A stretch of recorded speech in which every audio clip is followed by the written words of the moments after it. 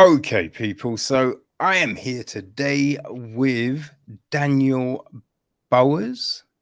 Is that how you pronounce it? Bowers? Yes, splendid. Yeah. Who is the writer and director of the new true crime film Blue Hour, The Disappearance of Nick Brandreth. Um, Daniel, thank you for stopping by. Really appreciate that. So how has things been now your film is it's out in the world? How has the reaction been so far?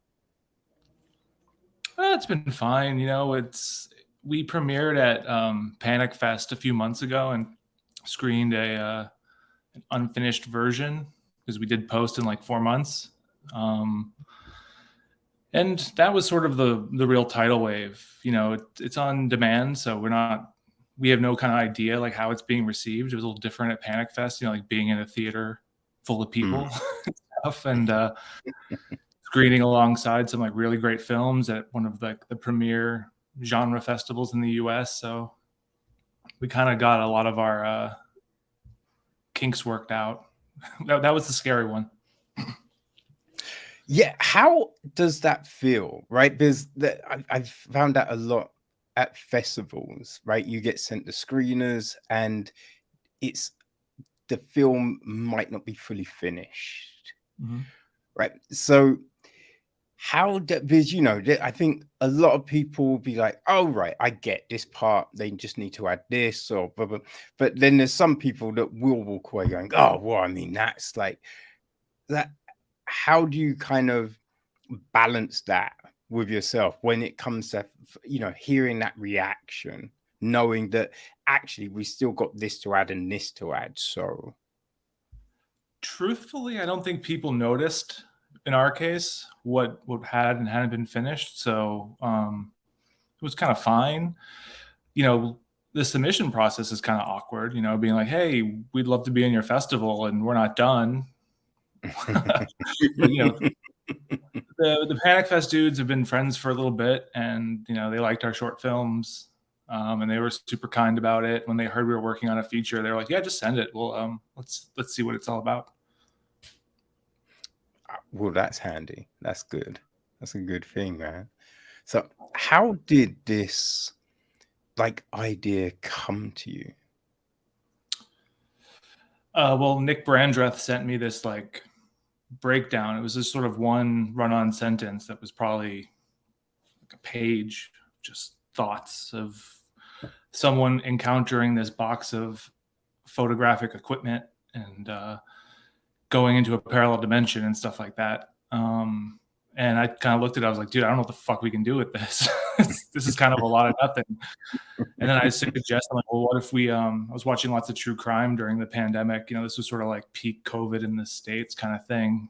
And I just suggested, I'm like, well, why don't we go this route? Because, we're talking about physical media and memory. I feel like there's a degree of like relitigation of past trauma when you do a true crime film. So let's go down that route. And it was also super shootable. I think a lot of people ask like, well, what inspired you to make a movie? I think the real question is, what movie can you make? And this is a movie that we could make given the situation, like there's a lot of elderly folks in this film, people that are in their 70s. So got to be safe, shooting with one person, just, doing things completely in isolation, doing things over Zoom. It was pretty late in the pandemic, but we were still shooting most of it before there was like a vaccine and stuff. And let's just be honest, no one knew what the fuck was going on. So yeah.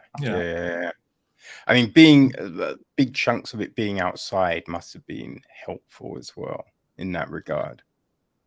Yeah, I mean, I'm from New York City, so whenever I get the opportunity to shoot something, I'm like, let's go to the forest and let's get the fuck out of town. I don't want to see any concrete. I like trees. I like folk horror a lot. So I think messing around with that kind of stuff, you spend a lot of time in New York City just with your head down, and when you walk in the forest, your head goes up, so it's a different sort of perspective. Yeah, the forest is definitely not as busy as New York. There is that. And what would you say the fascination with true crime is? Because so many people love true crime. it is crazy. You know what I mean? And the amount of people that watch it before they go to bed. It's just like these film documentaries about serial killers and these gruesome kind of depictions and retellings. So yeah, what is it for you about true crime that, like, you know, captures the imagination? Well, I want to be clear. I'm not really a true crime fan. I mean, I think that Ah, I think, like, if anything, a lot of people call this like a mock documentary, and if we're mocking anything, it's that. You know, we take it pretty seriously, but I think true crime is kind of disgusting. It's like the bingification of somebody's death is not. It's not cool. I think that's a lot darker than like a Halloween film where, you know, you see 10 people get turned inside out that are completely fictional. I think it's pretty sad to just like do these like cliffhanger things about somebody's actual murder, and then these poor families opening up their lives and having to re-experiencing it in front of people yeah. is, I mean, that's truly horrific. Yeah, it always does feel a bit like, oh man, how are we putting this out there? And also, it's kind of giving other people the game plan for what to do, which always seems kind of weird, kind of odd. Yeah. But were there any other kind of things that jumped to mind when you were thinking about how to frame this film? Was there, did you think of any other ideas genre-wise? I mean, I haven't seen a lot of the movies that people keep comparing it to, but since making the film, I've like gone down that rabbit hole, and it's awesome. I think it's really cool that people compare it to things like Lake Mungo and Something's in the Dirt. For me personally, it was really just keeping it as true to doc form as possible and taking the found footage angle. Like, I do like Blair Witch a lot. I mean, I'm from New England, and that being sort of like that sort of Northeast forest kind of energy, you know, that was Mm, definitely in my head. But we're just, I love documentaries that aren't documentaries, you know. So I mean, my favorite, the genre films that are sort of similar to it, I probably am not as familiar with as, say, like Christopher Guest movies, and just you know, Waiting for yeah. Guffman, and especially Pop Star, the Andy Samberg like Lonely Island film. Okay. Yeah, yeah, yeah, I love that. I mean, that's like my favorite comedy, and I yeah. think that, you know, horror and comedy are always kind of holding hands anyway. So, you know, it's sort of just applying a different tone to what they did there. I don't Mm. know if that answers the question, but Yeah, no, no, no, that's cool, man. Like, yeah, I hadn't seen Late Mungo or Something in the Dirt either, so I wasn't quite sure about those ones. I was thinking I'd seen a Shudder film. I think it was late last year called Dead Stream. That was kind of this kind of like a mock documentary, kind of influencer screening some stuff type of thing, which kind of, you know, that was a comparison that I kind of had, but very different to what you had done still. But yeah, I definitely, because I don't read the synopsises of films oh, because interesting. I no, because like it all stems from back in the late 90s. I got a phone call from a friend, and it was just like, "Yo, you want to go to the cinema?" I'm just like, "I don't know what's out, man." He's just like, "Oh no, there's these good films." I'm like, "All right, fine, let's go." So just sitting down and the Matrix opening up and just being Huh. like, "Yo, this is fucking great." And just being blown away, but not knowing anything going in. And a similar thing happened with Gladiator. Like I Hmm. loved, you know, the sword and sandal films from back, like Clash of the Titans, one of my favorite fucking films. You know, watching El Cid as a kid, and you know, things like that. So Yeah. yeah, again, Gladiator just blew when you open up with that Germanic battle scene and the flaming arrows and everything, and it was just like, yo. So What did from you then call on, it? A film? huh? What you call it? A sandals film? That's a new term I've never Sword and heard. sandals. Ah, I like that. That's good. Yeah, yeah, yeah. But yeah, so since then I've just avoided synopsises, and I've never really enjoyed trailers because I feel they Hmm. just give, they either give too much of a film away, or they you know what I mean, frame a film as something it's not. The amount of times I'd seen things that you thought were comedies. No, it was not a comedy. Like, and so I avoid trailers or synopses. So I started watching this. I thought it was a documentary at the Cool. beginning. I Good. honestly thought it was a documentary. It did catch me because, you know what I mean?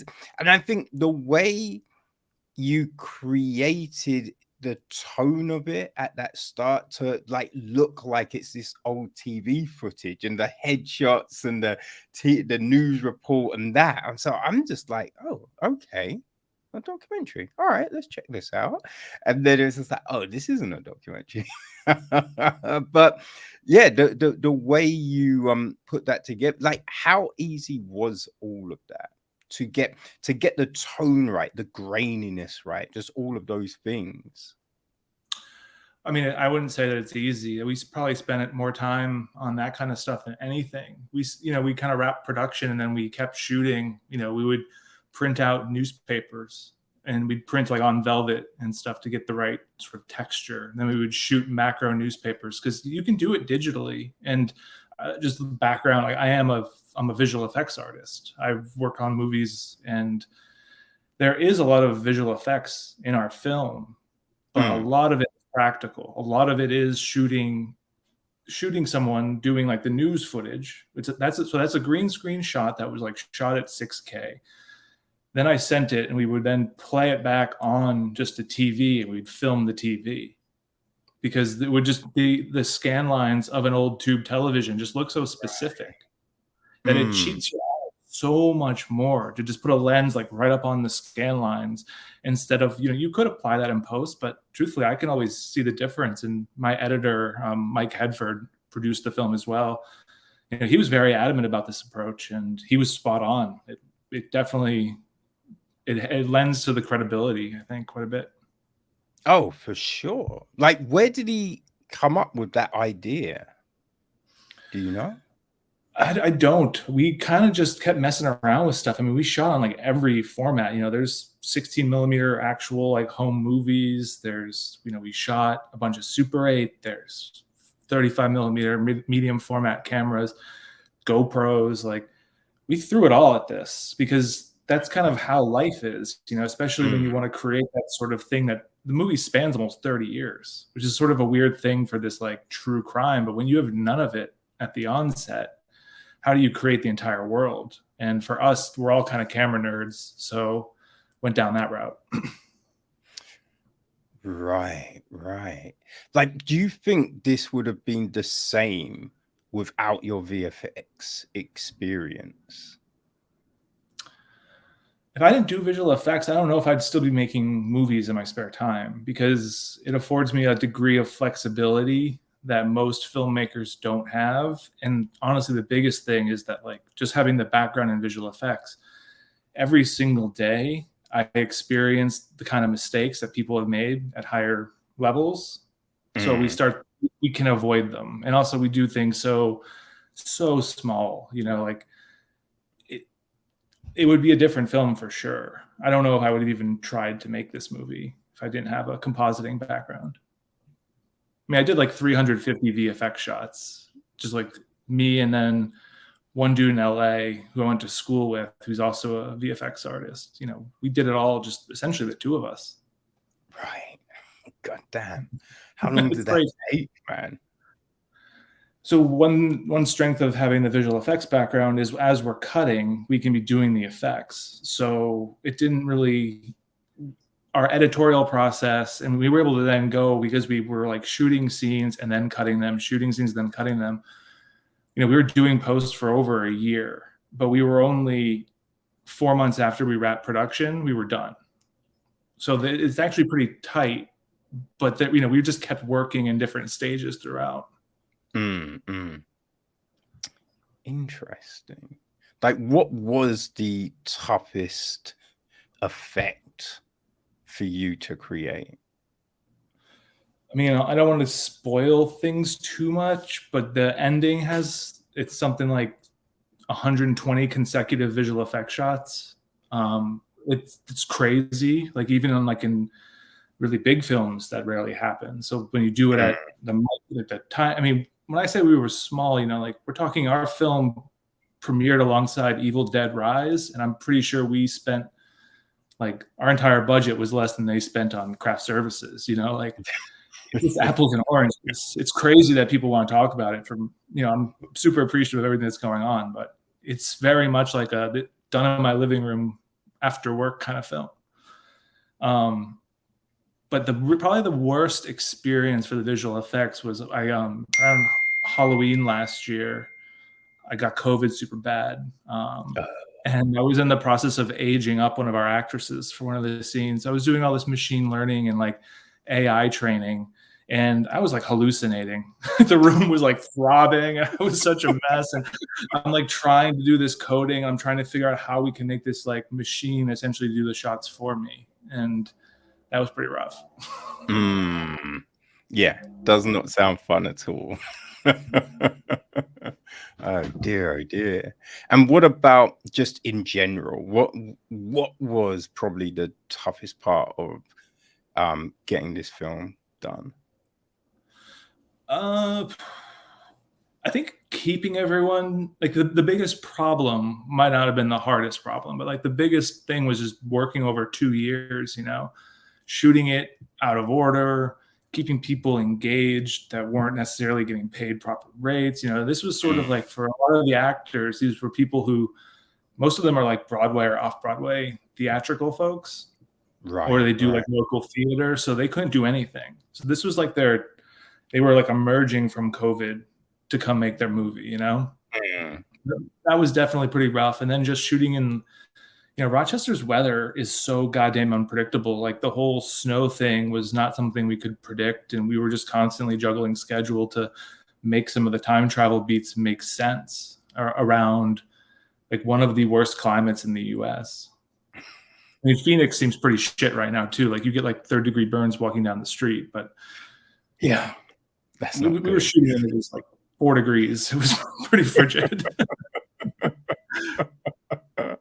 Like, is there, other than being like crazy cold, is there a consideration you have to have with like the equipment and then just the film itself, like how it will process and look? I colored the film as well, and I kind of knew if we got it raw and we were in similar exposures, we were going to be okay. And the sequence that we shot in the snow was done a certain way that I was pretty comfortable with what was going to happen, like exposure wise. But yeah, it was so cold that like batteries couldn't stay on and stuff, and that becomes a problem. Ooh, yeah, god damn. I've recorded something the other day. I was talking to director about his film, and because we'd had some issues, and so we started again and finished. I was like, yo, thank you, man, appreciate your time. And then I was just like, it didn't record. And just being like, god damn, you know what I mean? Like I there's 15-20 minutes that just was not recorded, and I'm just like, fuck. Is this one recording? Yes, this is definitely recording. I triple check now. So yeah, I got that. Like battery's not like working. That must have been, yeah, a little crazy. I mean, it all was, we had a situation, we weren't shooting on sets, and like I was backing up footage just off my laptop to hard drives, and there were civilians, and my laptop and our master drives ended up in like a dog's water bowl. So that was pretty frustrating. That became like the moment, people were like, we don't talk about day 3. Luckily, one drive survived and we were okay, but it was definitely a pretty frustrating experience. Oh man, yeah, that would have, like, if you'd lost that footage, how much would that have set you back? It was on, I believe, the 2nd or 3rd day of production, so we would have lost, and that was like, we shot we shot in Los Angeles, New York City, Toronto, and Rochester. And then at the end of like these sort of little micro shoots, we brought the core cast together and we shot for like 12 consecutive days in Rochester. So that was like about whatever that is, 2-3 days in, we would have been pretty fucked. Oh, oh Yeah, my I mean, God. luckily we weren't. It was an expensive mistake though, that's for sure. Yeah. Yeah. Oh boy. That's, I think there's this thing with filmmaking, and there's a certain expectation because of how film has, previously been like the center of like the cultural zeitgeist, I guess, for lack of a less pretentious term. But when you're bootstrapping it and just making a movie, essentially by any means necessary, like everyone involved in this was just sort of volunteering time, and are people that are either like, again, working from theater that kind of want to do a film because they don't usually get that opportunity, or people like myself that primarily work in advertising and let's just say don't like it. We want to do something more, a little bit different, right? Like Yeah. you don't want to just keep putting price tags on shit all the time. Like you feel a little gross working in ads, or at least I do. And I'm very fortunate that I get the opportunity to do both. But everyone involved really was just doing this. And when you're just doing it, you're not comfortable. Like I felt so bad, especially in like the snowy days and just in the cold. Morgan, who plays Olivia, I just have to like apologize to her a lot. And it was just so cold for her, and it just sucks. She was a good sport. Man, I mean, that says a lot, right? Because I think it also says a lot about you guys. Because if you know what I mean, everyone thought, oh, God, these guys are dicks. You know what I mean? It's just like, you know what? I'm not turning up tomorrow, right? I'm not doing this shit. So I think when people pull together on something like this in these sorts of conditions, I think it's a testament to what you have crafted. So We that must have be like, it feels awesome. And we have film number 2 coming up. Like we're in pre-production, and this time we're actually like raising money and treating it a little bit more like a professional endeavor, a little bit less of a camping trip. And it's crazy how many people are coming back for round 2.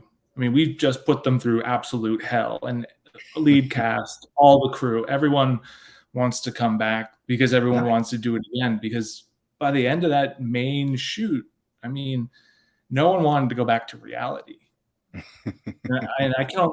I've been on bigger sets where you can feel that, but it's rare. It's definitely feels special, and I feel very fortunate that our little group of misfits wants to play again, because I certainly do. It's great. No, that's awesome, man. And yeah, no, I imagine like being able to, you're doing your day to day, right? Earning money and all of that kind of thing, but it's not the passion. It's not the passion. So then being able to be involved in something creative, something that's really got your interest, I think that's a big thing, right? And not a lot of people actually get to do that. It's just a 9 to 5, and then you're home, throw on some reality TV, eat some processed food, and then it's rinse and repeat. So when you're able to, be a part of something unique, something different, that's that's definitely a special thing. You can feel the difference, I think, as a film watcher when you see a movie where it's been produced by the studio. I mean, someone wrote it, and that person put a lot of care into it, but someone else is directing it. Somebody has been hired to shoot it. That's different because you can feel these other films. Like I just watched Ennis Men, and it blew my fucking mind. It just felt so coherent. It felt so bold. It felt so strong. And I just think that that's such an important aspect of film that gets overlooked. We spend so much time talking about good or bad or what we like. The cohesion is what really ends up hooking my attention, because my like personal lens of analysis is one thing, but I can see past what is and isn't for me and enjoy, you can sort of see like whether or not everyone was sort of gelling. And there's a big difference between corporate film and. Now, I'm not saying that this is making Marvel movie better. I'm just saying these are the films that I prefer to chase. Like David Lynch movies are definitely on my list. Yeah, I think sometimes when you watch the larger projects, right? Because as you said, look, you've got the writer, the director, the producers. Then you've got situations where they brought someone else in to do a polish of the script, and then someone else to polish that polish, right? And when you see like 10, 15 producers on something, you're just like, oh, how's this gonna work? And sometimes, like you got producer notes that sure, they adjust this thing over here, but when you put it over, what is it doing to this other action that doesn't get addressed? I don't know. It's a delicate thing, and you can really kill a film by thinking about it too much.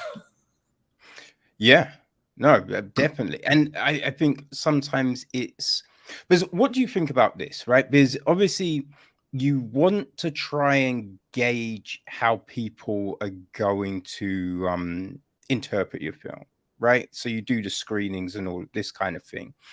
But when an audience might not say get it, because you hear like studios reshoots, right? We've got to change this, we've got to do this, blah, blah, blah.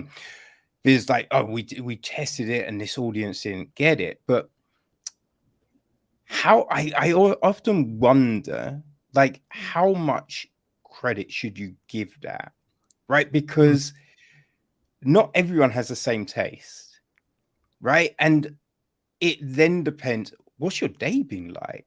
Right? If you had a shitty day and you watch a film, you can just not be engaged. You'd be like, god damn, that's irritating. But when you're in a better mood, you sit down and watch it. It's just fucking great. Oh, that was awesome. So it's just like relying on someone to be like, no, that's really good.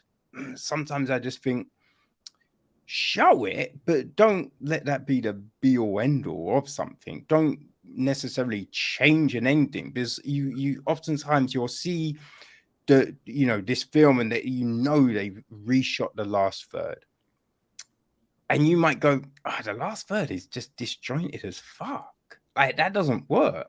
And it's just like you wonder, what was the original like? Yeah, it's tough. I mean, I don't know the answer, and I mean, truthfully, I think that the bigger the budget, it's like the more the headaches start to come in. I think there's a spot, and I think it's really disheartening. Like I think of a director like Robert Eggers, someone I respect like crazy. I love The Lighthouse so much, and I like The Northman. I really do. It's a good, I think especially he's someone who seems like really spends a lot of time researching and really needs like accuracy on things. And I think that's cool. But personally, I don't want to see him wasting like 5 years of his career on one $30 million film. I'd rather he made $31 million films. I really just, that would entertain me 30 times as long. And that sounds awesome. I'd rather his mind get bored out of like all the ideas he possibly can bring than to make something enormous. You can still make a very engaging film for $1 million. I mean, that's a ton of money. Yeah, I could make. It's crazy. It's crazy money. Yes, no, it definitely is, and especially like doing things now, right? With the fact that phones have got so good, right? People are shooting on iPhones, editing on iMacs, right? Edwards. God damn, what was the homie's name? Did Road One and Gareth, yes. Monsters Gareth is awesome. Monster was so fucking good. So I love that film. One lens. Yeah, which is crazy, right? And I remember at the time, huh? Oh well, he's another. He can do so much on his own, and I think that's part of why those movies succeed. He's not someone there's directors that just sit back in the chair and, like that's Yes. not productive sometimes. And I think it's, first of all, it's more fun to be hands-on. I don't care if someone's going to get angry that I moved the light. Fuck off. The light's moved. Let's move on. Yeah.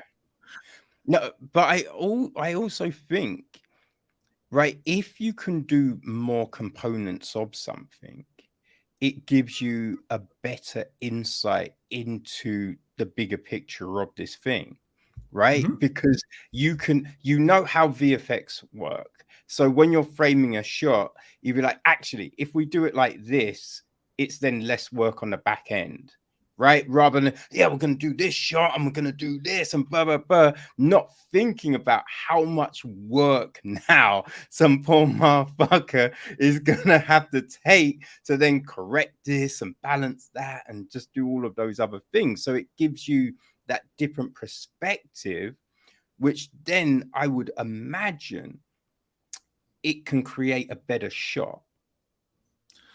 Yeah, and as that poor motherfucker who ends up having to fix it anyway, it's just honest. But you want to do what looks best. Sometimes what looks best isn't the easiest thing in post. We always try to get something real in. It's not always possible, but like, our doorways in the film, those are about half real, half fake. So, Okay. we always had strong references for what the door should look like. But you know what? You've been shooting for 14 hours and it's freezing cold. That door sucks to carry around. We were pretty miserable moving that thing. So I'm at a certain point, it's like, you know what? Fuck it. I'll track the shot, do the roto, we'll plug it in, it'll be fine. It'll work out. But you don't want to do that for everything. And yeah. But as cheap as movies get, I think something that everyone forgets about, people aren't cheap and people deserve, especially at the highest level, proper films. Like, let's just say movies that aren't being, self-funded and shot on the weekends. It doesn't matter if you can edit it on the iMac. You still need the editor. You still need people who know the craft and things like that. Like, just because I know visual effects, there's lots of visual effects supervisors, but being able to do the visual effects as well as understand what you're doing is a different game. And those people they should be compensated for their time. So even as it gets more democratic, unless you replace, like, there's this critical mass, right? Like how expensive it would be to do it versus how much time you're going to spend doing it all by yourself. Yes. And assessing where on that bell curve you need to be to get the movie finished so you don't spend the rest of your life on one film does end up kind of changing the arithmetic along the way. Yeah, I think is one of those big things. And I just remember a few years back where the Oscars were going to remove a lot of the technical awards and not air those ones or move them to the day before, where like you just assume it's all on that one day, but then you learn, oh, there's a whole heap of other awards that are awarded off camera. And it's a bit like, that's kind of shitty, right? Because a film can't be what it is without all of those technical components, right? You've got no film. Absolutely. And one thing that just happened the past 2 weeks, Oppenheimer left almost 200 VFX artists off their credits because they like the optics of it's all in camera. And politely, I know a lot of people who worked on Oppenheimer, like dear friends, and I would see them on the street and they would just be just looking devastated mid-production. That's fucked up. And it's really it shouldn't be optics shouldn't reflect a narrative you're trying to tell about the story you're telling. It doesn't make any sense. You made the movie this way, respect the people who put the time in because they're the ones who got you there. And to leave them off the fucking credits is insulting. It sucks. I love Oppenheimer as a person is fascinating. And there was a time in my life where I really liked Christopher Nolan films, and Tenet made me feel poor. And then this movie just insults my friends. So sorry, he can suck a dick. You didn't like Tenet? Tenet made me feel objectively poor. I was not a fan of it. I thought it was also kind of senseless.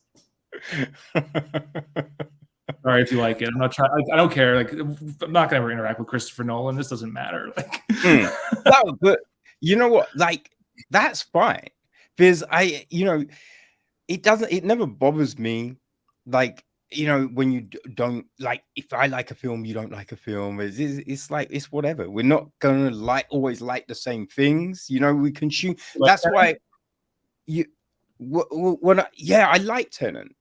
I really enjoyed it. I enjoyed Inception. I didn't quite. I couldn't really gel with Interstellar, but my girlfriend loved it, so I'm gonna give it another check. But at the time, I didn't. But thinking about at the time, I was hardly sleeping. I was at work like probably 19, 20 hours a day. So yeah, there's probably a reason why I might not have gelled with it. So yeah, I'll give that a second look. But yeah, I just think it's just like, we like what we like, and there's things that don't quite work. But that's the beauty of, storytelling for me.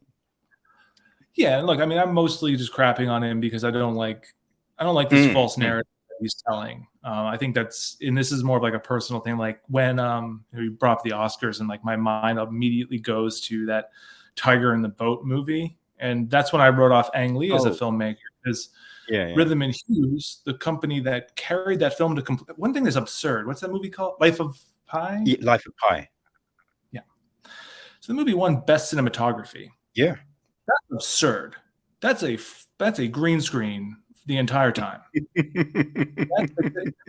was a little bit of a run with the Oscars, like that one. I think Gravity won. I actually understand Gravity winning a little bit more than Life of Pi, but they should be really giving like a digital imaging award, something that's sort of a collaboration between what the camera department is doing with the digital artists. Well, there is the VFX awards, isn't it? So yeah, those films would get that over, as you said, cinematography, because it doesn't make any. But to be honest, I don't think award shows make any sense anyway. No, they don't. Right? Because my big thing is, how the fuck can someone get best director and then that not be the best film? Doesn't make any sense, right?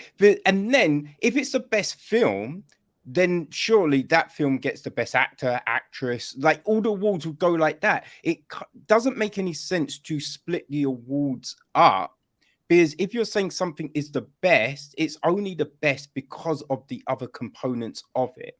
You're not getting a best film and the director's kind of crap. It won't be the best film. It's like it's honestly all kind of just like what we're currently dealing with the SAG and WGA strikes is an echo of why these things even exist in the first place. Like, these are ways that studios placated talent that they had under lock and key. Like, these corporate puppet masters have been doing this since the inception of film in this country.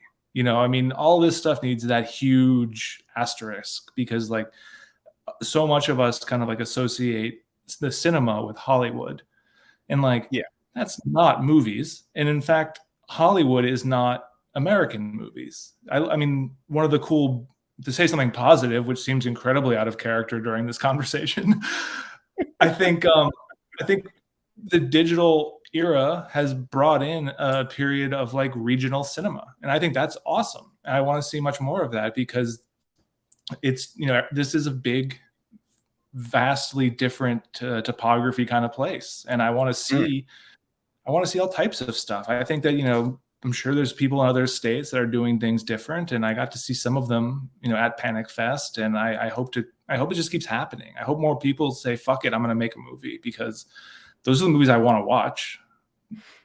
Yeah, no, for sure. I've loved Richard Linklater's stuff. Hell yeah. Just the Before trilogy is the three of my favorite films. I love those films so interesting much. Cool. They're because I think he is able to capture interaction very well.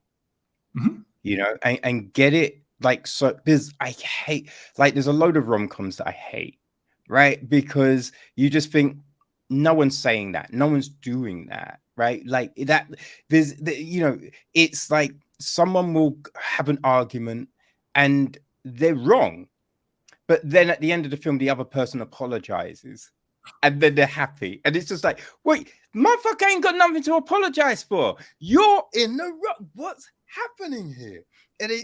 And then you might have someone cheat on someone, but then they have a conversation and be like, I forgive you, and then they're happily ever and be like, no. Like, it then takes time to rebuild things. Like, it's not just it's fixed, right? And it shows all of these like scenarios that are preposterous. So when you get someone write something that works so well, like Linklater before trilogy, I loved Away We Go, with Maya Rudolph and Jim from The Office. Jonathan, like, yes, and like I love that film, and it's like things like Eternal Sunshine and just stuff like that. That's the shit that really excites me. So it's like, yeah, not everything is made in LA, right? Like in Hollywood, other things happen all over the place. And I think that's the beauty of cinema. And especially, when you can watch things from around the world and it'd be like, what's their take on this thing? And you'd be like, oh shit. And then just indie films, right? Because a lot of times indie films are so fucking inventive and you get this new take on a sci-fi film, right? This new take on a thriller, this, and you're just like, not seen that before. That was fucking genius. And that's the fascination of cinema for me. Hell yeah. I mean, it's great. And it's really sad that, we've lost out on lots of opportunities for really great movies because of insecurities over money, right? Like you're talking about studio notes and testing a film to death. Like, I kind of get it to some extent, right? Like you spend $320 million on a film, you're going to spend the same on marketing. So you're already at like over $500 million. Hey, but you don't have to spend that on the marketing thing blows my fucking mind. That's what I do as a day job, right? And I could market like just now with the strike, and they're like, oh, we're gonna have to put this film back because we can't promote it without you can fucking promote something without because the star thing is always pointless to me because you're never going to get an actual real answer on what was it like making this film, because then it's years later you'd be like, oh, the director was abusive and they were shouting, oh, I was molested on the set, oh, they did this on but when you watch the interviews for the press, it was like a family. Oh, it was a joy to come into work every day. And you're like, what's going? So the stars like that, and you watch one interview, you've heard them all. It's just rinse and repeat. So you can promote all of those things without them because that is the least interesting part of all of that kind of process for me. Tell the story of the film. That's what you need to do. And that's an easy thing. So when you see they've spent 300 milli on marketing, you're just like, how did that cost that? What did I can't see what they did that warrants it. And they just, they get some agency to do this thing, and this agency is jacking their prices through the roof to do something.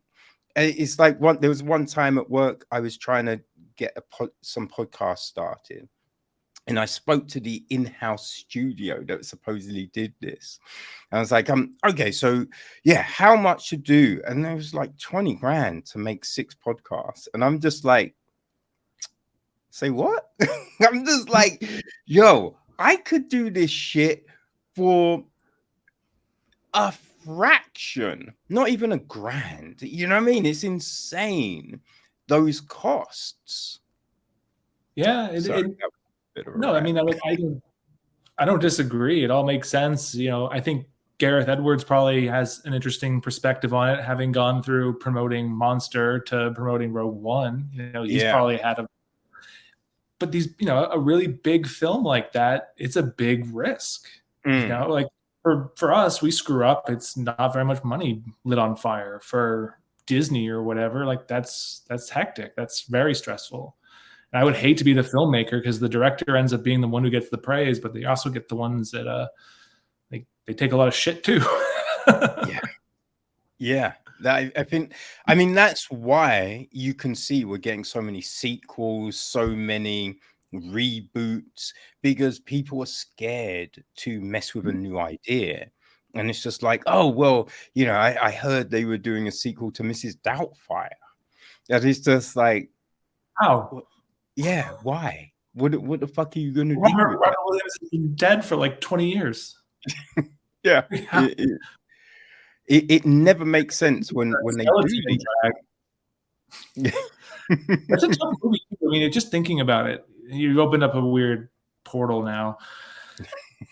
It's not like a very kind film, right? No. I mean, like, there's a lot of like transphobic jokes. It hasn't aged great. So like, but you're right though. It's IP, not ideas, and it's just about which intellectual property you've got your mitts on, and you can then turn into something else, whether it's Barbie or the next Transformers movie or whatever.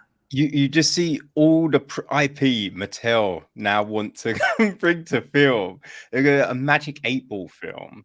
Which, Well, no, and go even further. Remember those those milk ads where it was just from like the dairy farmers? So like just a film about milk, like no perspective on it, no brand, just a generic milk film. I'd actually probably watch that. I do think though, a Magic 8 Ball film could work if done like, because it could be any genre, right? It could just be a rom-com, and a guy girl be like, I can't be like Yes Man, right? And it'd be like, I can't find a day, like, you know what, fuck it, I'm just gonna rely on this fucking toy. Good. Yeah. All right. What's it gonna say? A kid could use it to like go guide them through everything, or it could be like a Ouija board movie. There's a lot of exactly like, spirits, are you there? Yes. You know what I mean?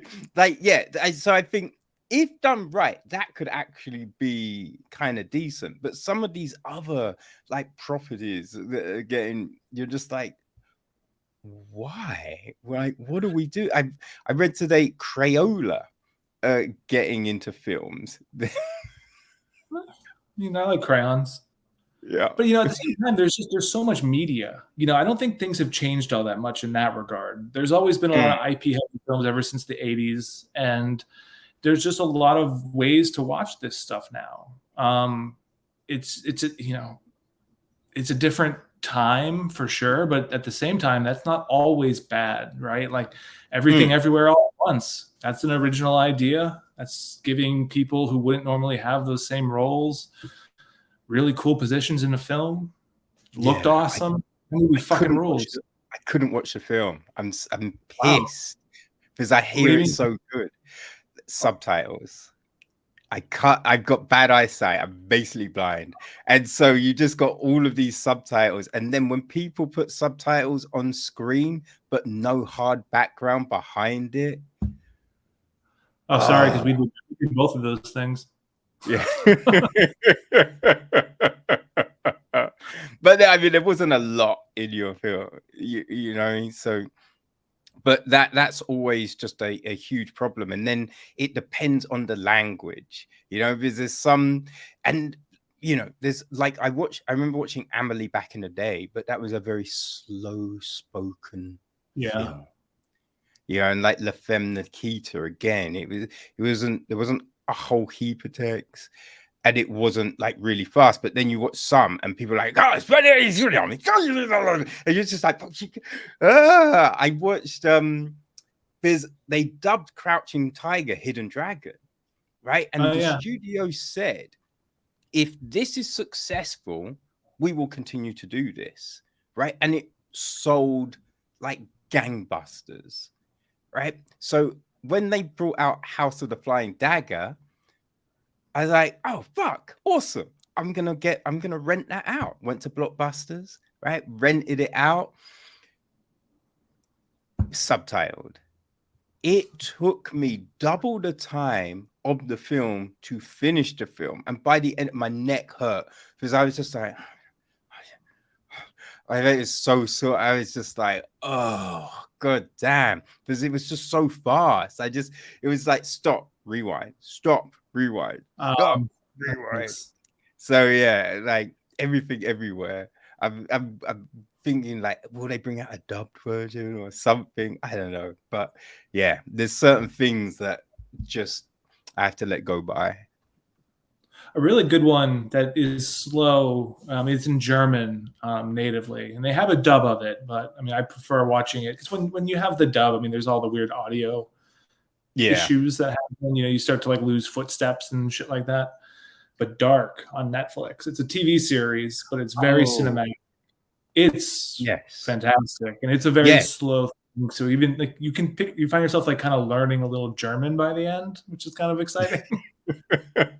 Now I'm on season 2. Well, Uh, I'm about to start season 2. I've been doing the dubbed version because yeah. But yeah, that's what no, my wife. that's like crazy.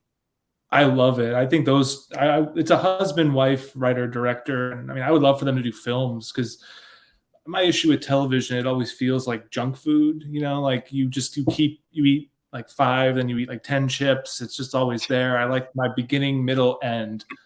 So I'm not against sequels or anything. I mean, Halloween is like one of my favorite things. Like just all of the Michael Myers movies. I don't care how stupid they are. They're just so fun. I just love and think it's like a movie is a meal. You know, you've Mm. got your first course, you've got like your entree and a dessert, and it's everything you want in the story, just very concise and it's perfect. It's a shame that the industry's cratering. Yeah. Yeah, no, I see what you're saying with that. I do think TV has improved a lot. And I think ever since, streamers really came.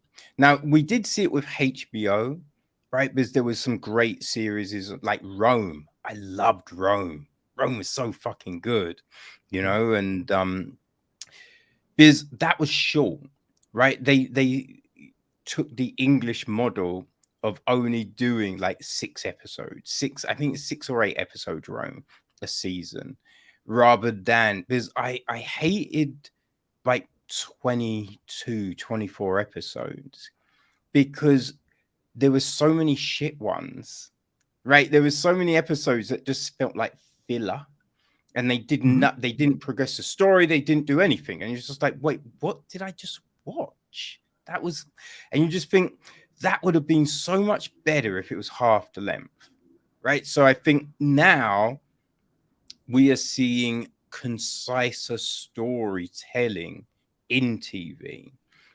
You know what I mean? And so I think that has definitely helped. And when people are going, yeah, this series, we've got a 3-season plan. So then the story feels tighter. It feels like, a more of a meal than, a processed snack, as it were. Yeah, I mean that's not yeah, that's true. I think one issue I do have with it is like people will be like, oh, I can't watch a movie like a 2.5. Like I really get angry when people complain to me about running times of films. Yeah, Like, okay, yeah, yeah, yeah, you're yeah. happy and you're happy. Who cares if it's 3 hours or 2 or 90 minutes, whatever.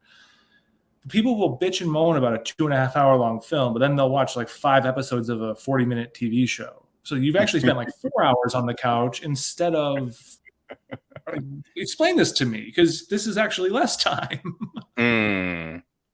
Yeah, I think time can be daunting to people.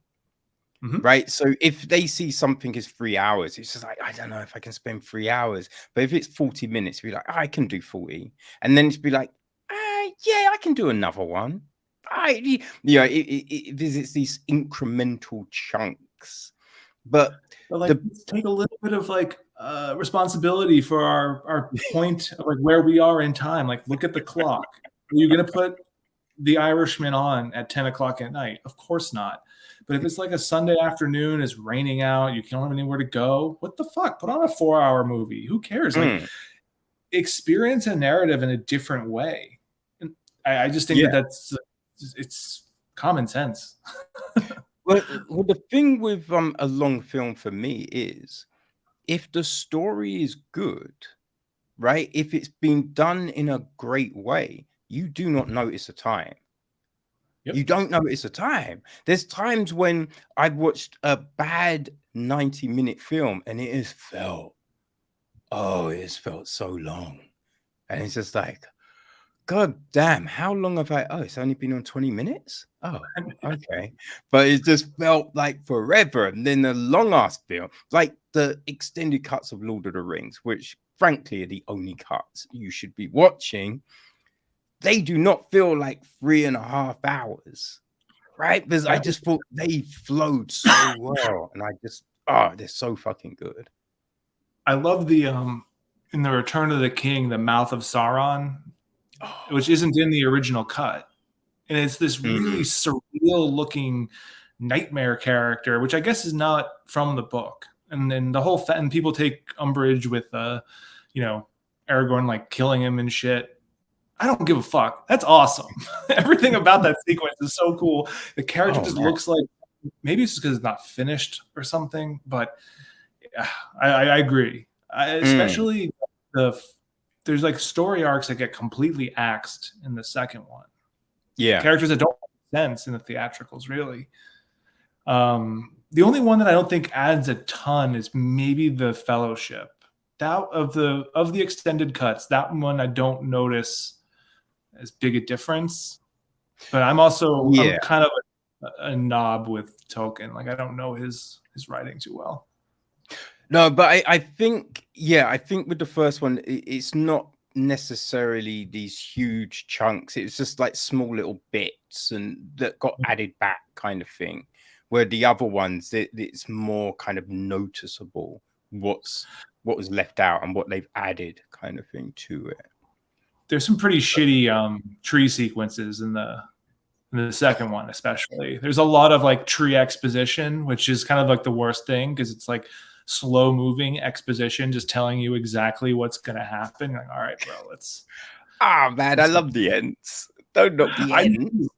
I love the Ents, but I want to see the Ents do some stuff. And like that Ent fight sequence is like, there's some amazing shit. I've loved Peter Jackson since I was in high school. Like, I remember seeing what's the movie where they come down from outer space? Bad Taste. That was like one of my. I had like maybe 20 VHS tapes growing up out in Boston. That was one of them, and I was just like, I don't understand like what these fucking. I probably thought they were Australian. Like, I don't know what these people are trying to say. It sounds like nonsense, but like everything was just so funny. Like, he's driving this car with like the Beatles, like Sergeant Pepper, like peppered against, like stuck against the windshield, and his head's above. It's like one of those sort of like camper van situations. The movie being like the most batshit fucking thing I'd ever seen. And if you had told me then that I was going to be getting like this director was going to be winning like multiple Oscars, and I think a lot of people forget how important those three films really are. You know, my God, so much so.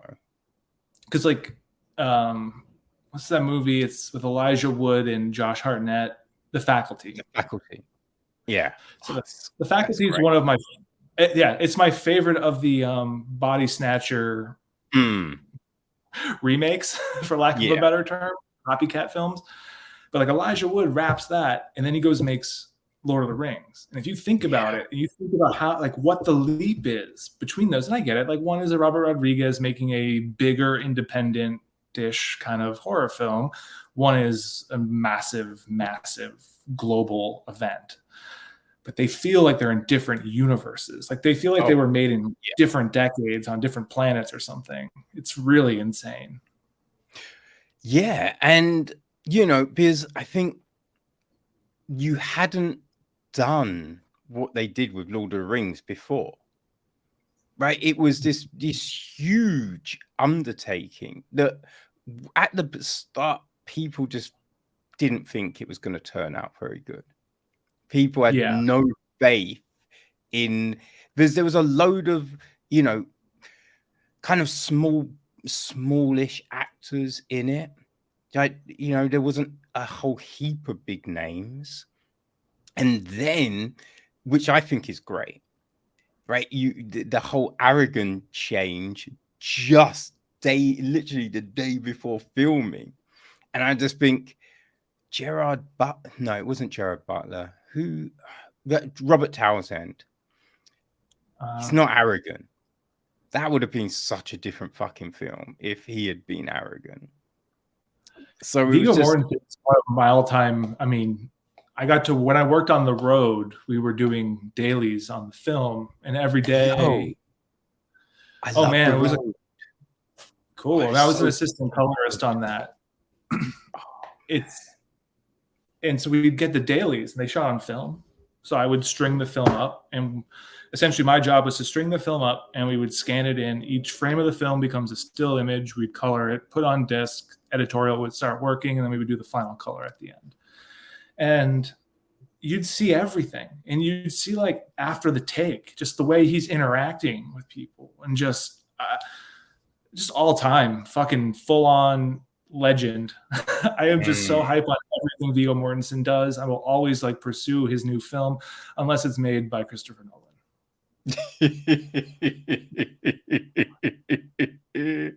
I've had Eastern Promise.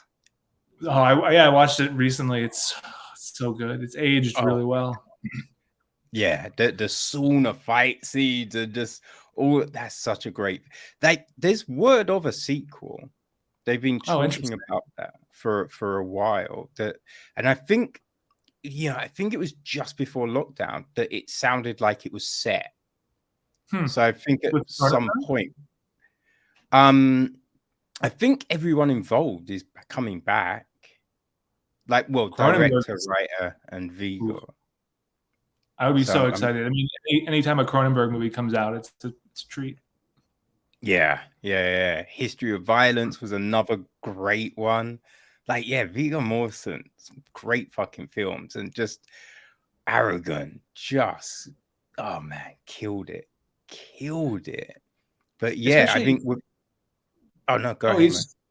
I was gonna say, he's like in a film with a lot of people who it's their best movie.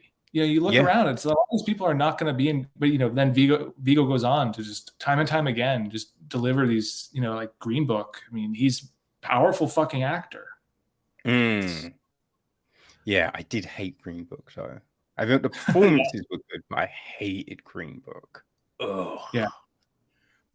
We're talking about performances. It's I'd be like remiss not to put it. This is one of his like Oscar nominated roles. It's no joke. No, yeah, performance wise was very good, but just the story and the liberties taken on the story. I had issues with that. Films about history are tough. Yeah, when they make these weird changes, and it's just like, selective history is bad. I'd rather you just do like alternate realities. It's just more interesting. Just go all the way into the dredges of your brain and do something interesting. And just be honest. Right? Just be honest about it. Stop with all the like when what's the term they do? They say this is like informed by historical events, or like there's a way of doing it which means it's not we've changed so much. But a bit of it happened, but the rest of it we just made up. I mean, I'm currently writing something that I was asked to adapt, and it's based on a real story, but if you were to look at it now, I mean, nope. It's hardly there. I just threw out all the stuff I wasn't interested in and just made something bizarro. The Exorcist is based on a real story.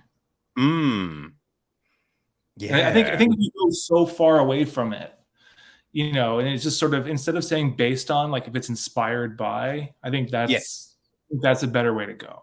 I think Yeah. you don't want to go like 50-50. You either need to do like 80-20 or 20-80. Yes.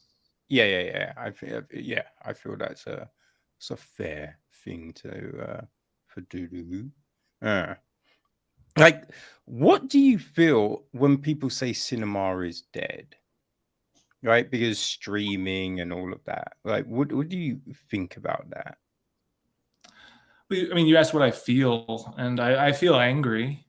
I think it's a stupid comment when I hear it. Yeah. But I know when people say that, I mean, truthfully, I've already checked out of the conversation. Mm. It's probably someone that I'm not gonna do a very good job communicating with, and I'm probably gonna be rude.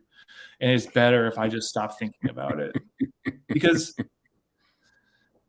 I'm about 40 years old now, and I can remember a time where I've lived through the demise. I can remember knowing exactly what was going to come out every single weekend, what was going to be in theaters, and like all my classmates probably knew some of it to some extent too. But I have just been obsessed with the idea of making movies since I was probably 12. And I've pursued films in a particular way that's out of step with most people. So as the movie sort of dipped out of the center of the zeitgeist, I guess, I kind of liked it. It felt more like my thing at that point. There's a sadness to it, right? Like we all kind of like think of the silver screen. There's all these terms that evoke this like these salad days that truthfully I never really experienced. Like I've grown up and been mostly fed super corporate films. So, I mean, it's a complicated feeling, but it's usually, I don't understand it. And I don't think streaming has, I think there's sustainability issues with streaming that are going to continue to be a problem. Yeah. Oh, for sure. I remember those early days of going to the cinema, and I just remember being able to go to the cinema with £5, right? And that covered the bus, like a panda pop and some sweets in the newsagents across the road, cinema ticket, and a Happy Meal afterwards, right? You Where'd you could grow up? buy, like well, just outside of London.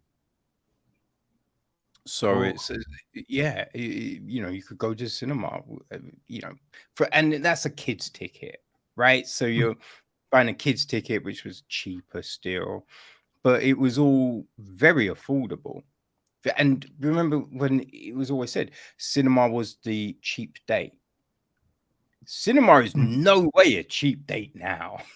Right? No. It was so much money to go to the cinema. I remember working at the cinema while I was at uni, and like a packet of Skittles or Maltesers, right? If in the newsagents it's say like 80p, in the cinema it was like £2.50, and it was just like, why? Like that's over 100 markup. Like, what the fuck is going on here? That's insane. It's all the same puppet master fucking up shit. I mean, these theaters barely make their margins are razor thin, and unless there's a movie like a Disney movie coming out, especially today, it's tough, man. It's really hard. Well, that's the reason why, like, a load of people are just like, oh yeah, no, 3 hours is too long for a film, and a film should be this length. It's not. I don't think it's necessarily like on the filmmaker, but it's like the cinemas, they want shorter films because it means you can have more screenings in a day. Like with something, because when we were showing, because I was there when Lord of the Rings was coming out, and being like three hours, close to 3 hours, it meant you could only have so many screenings. But what you would do was we would loop the film between two screens. So you would take away like a lower performing film, some of their, so you might have it showing a few times in the day, And at night time, now that screen is for Lord of the Rings. So you would loop it across so it's running between those two screens. So that's a way of kind of increasing the revenue, but it's all about how many screenings a day can we have so we are getting some money back, because as you said, they're not really making any money off the ticket sales. Most of that is got paying for the rental of the film and just all those other costs. They're making the money off the confection, which is why they're charging so much. But it's like, it's off-putting. Like if the price of the confection was like, you can have it a little bit more, but only a little bit more, people would still buy it. But when it's so much more, you just feel like, I'll just bring my own shit in. I'm not paying that. You know what I mean? I'm So you. I hate having a snack at the movie theater. I want a cup of coffee, if anything, and yeah. that's the best. Nowadays that's what it's about. A coffee and just sit there and watch the film. You When know, the theater has like good coffee, yes, please. That's all I yeah. want. But a lot of them do not have good coffee. No, they don't. I mean, I'm in New York City, and we are kind of spoiled, like between there's Sunshine, which doesn't exist anymore. There's Nighthawk. We have an Alamo. I live down the street from the Museum of the Moving Image, which, I've gone there to see like a 70 millimeter print of 2001, which, that's like literally, it's less than a half-mile walk from my house. Like nice. my favorite shit is just walking to the movie theater, and that walk after the is like the best feeling. Leaving the dark, coming out, and it's a different time of day, so you kind of feel like you've teleported. Yeah, that's always like a crazy thing. It's special, and we've lost sight of it because we have pretty big televisions in our homes, and it sucks. But I still like to go. It's fun, and I think that there's really cool independent cinemas happening like all around the country too. I mean, the dudes I was talking about who did Panic Fest, like their independently owned cinema is awesome. The Armor, I think it's called the Armor Palette. I forget what that sounds bad, but dudes in Kansas City, Armor something or other. It is a great time though. Like Adam and Tim, the owners, are just like super awesome, so supportive of film.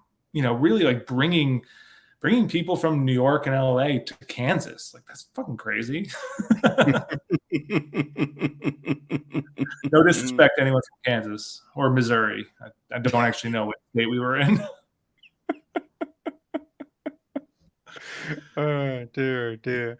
But I think those cinemas, right? They give you a different experience, and I think that's why people don't always go to the cinema, right? Because it's like there's a big cinema near me, and I try and avoid it because every time I go, you get people talking on their phone, and it's not checked.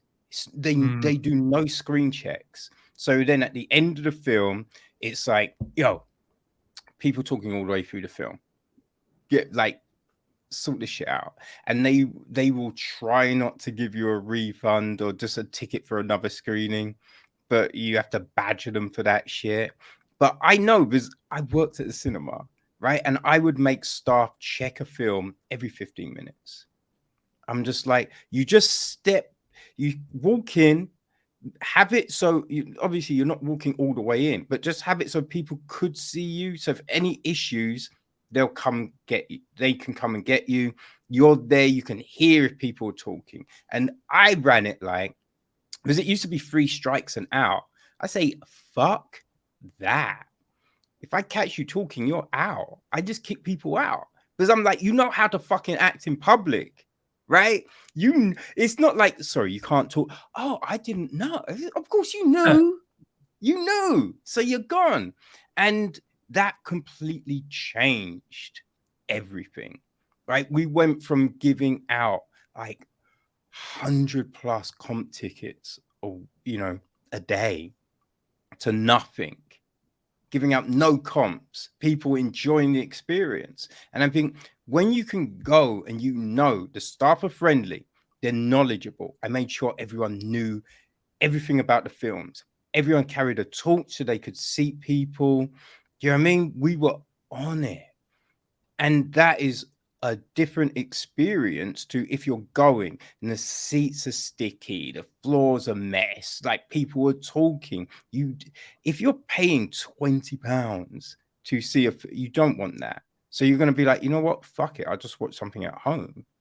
You give someone a great experience, they will go to the cinema because it is an experience. It's like going to a gig, right? And people always buy t-shirts and posters because they want to remember that experience, right? Because it's special. So you want to go to the cinema. I have that special experience, because you've got the day off from the kids, your parents are looking after them, or it's just like you've been waiting for this particular film all year, or it's just it's a big thing.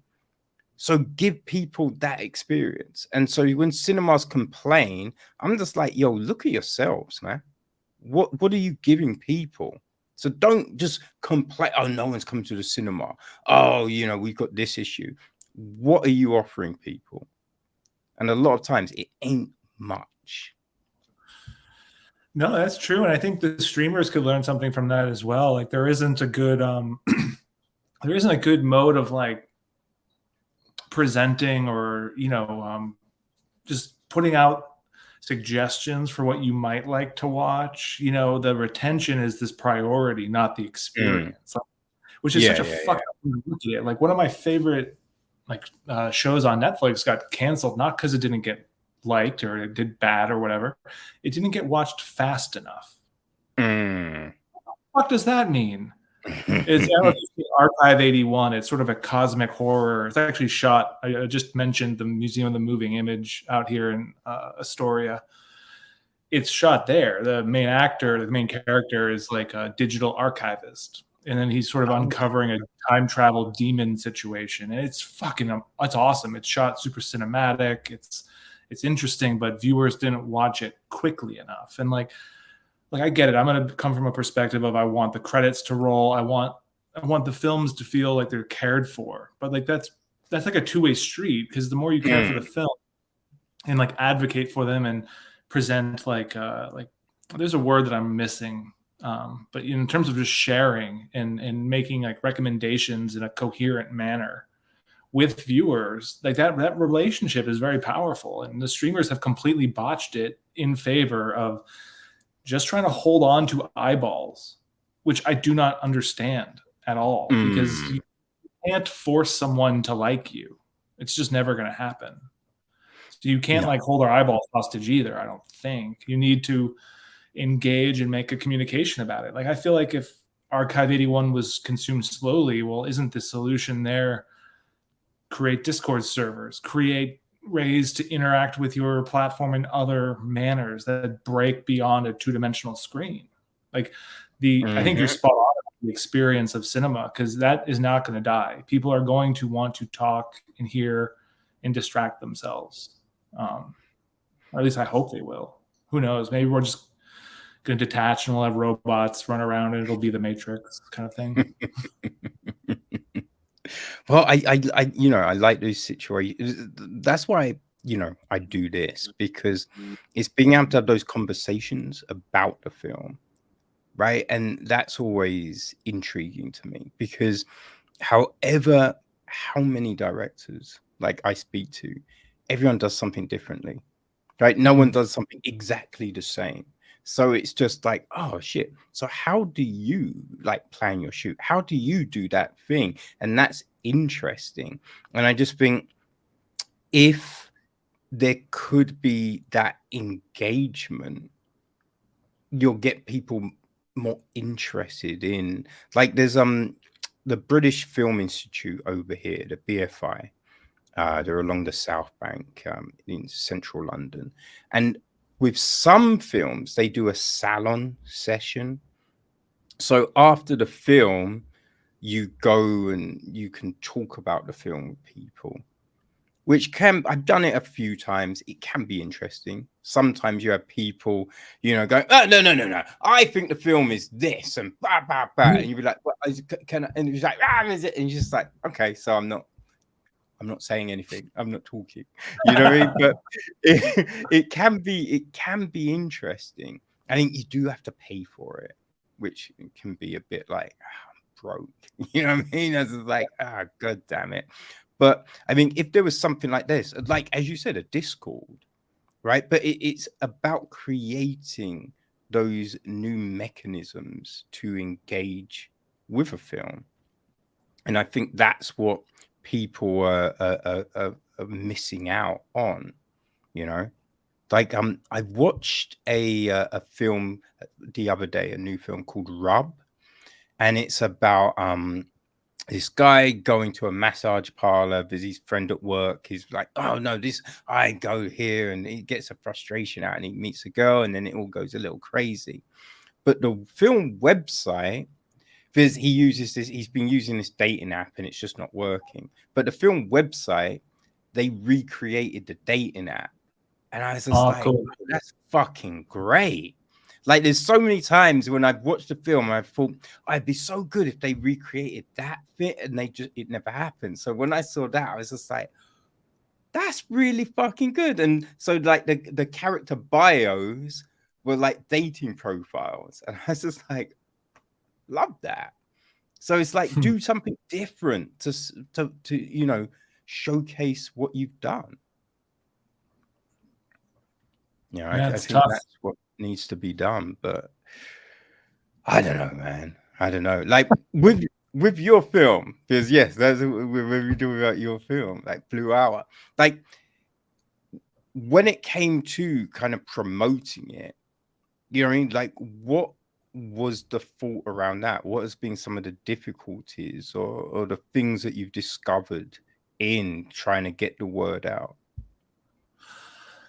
I mean, I'm just pretty insecure about doing that kind of stuff. We do like a weekly, there's a group of us, right? Like Tiny Voices, there's 3 partners, and we've been making short films and other content for a long time. And this is our first feature.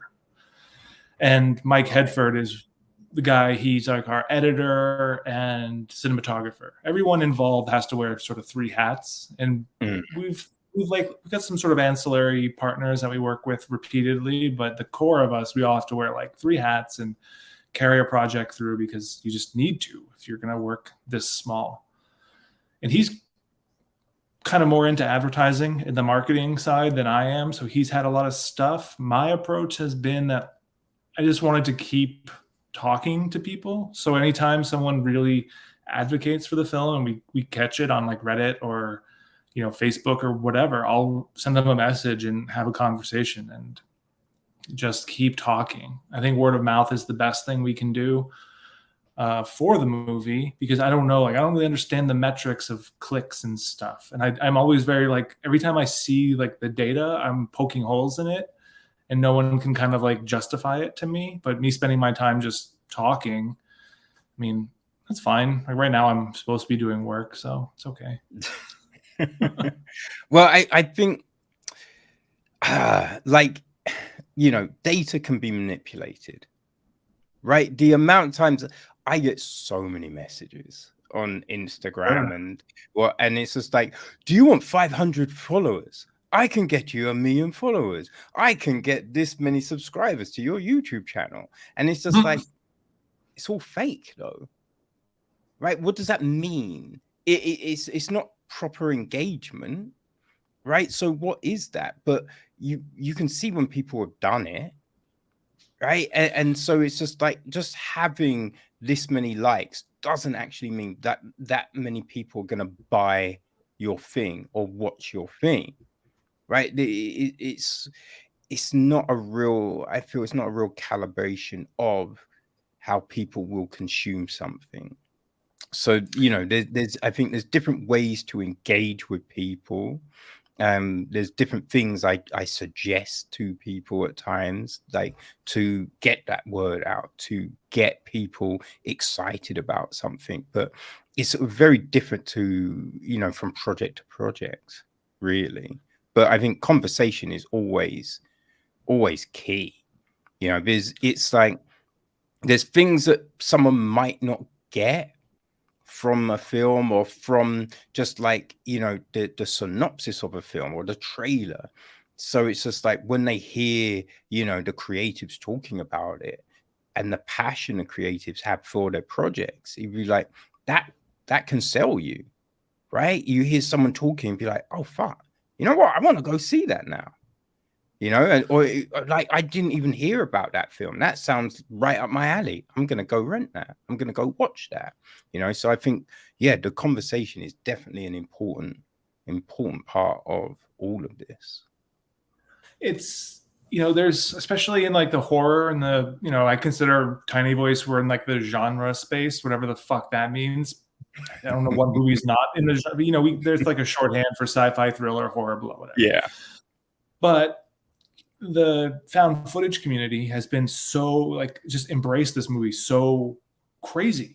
Like, it's just, and I'm thrilled. I'm not super into found footage films, but that said, like, if people connect with it and it fits a niche, I'm not gonna, far be it for me to tell anyone what they should and shouldn't like or should be excited about. And the fact that people are finding it and enjoying it is really exciting, because like the marketing angle of this is really like, my kind of interest in film is very much in the writing. Like, I love nothing more than like the first draft of the script, the first cut, and then avoiding the premiere at all costs. Like, those are the three like big ones for me. Like, it's sort of like the second it's been written and there's like a first draft, I already can see the finish line. And once the first edit has happened, I can kind of like, okay, we've gotten through that. Now it's this. And I just like to always think like half a step ahead. And once we get to those sort of like key bits, I'm like, okay, I'm all right.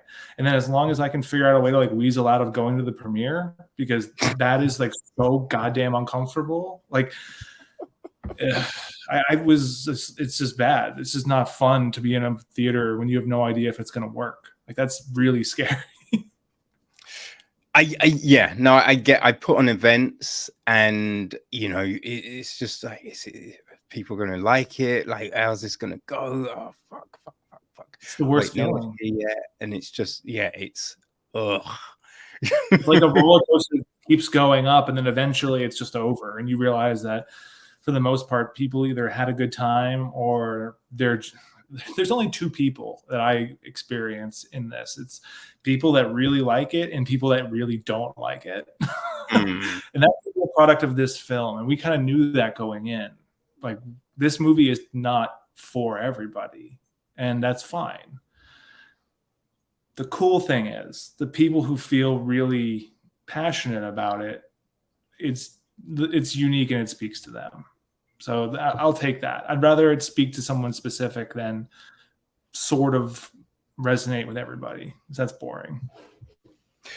Well, yeah, you can't please everyone, right? And I just think, in a city, like, we don't live in that world, right? So what are we doing? Like, not everyone's gonna win, not everyone's gonna like things. It's just a way of what life is. So it's fine if someone doesn't like it. There's something they will like. If someone does love it, awesome. Yeah, but it doesn't mean they're gonna love the next one, right? But it's just they love that one. Awesome, great. That's been a real issue, because the found footage people have been so welcoming and excited, and then they're like, well, what's happening next? I'm like, it is not found footage. We are not doing this documentary thing again. Like, I need a break.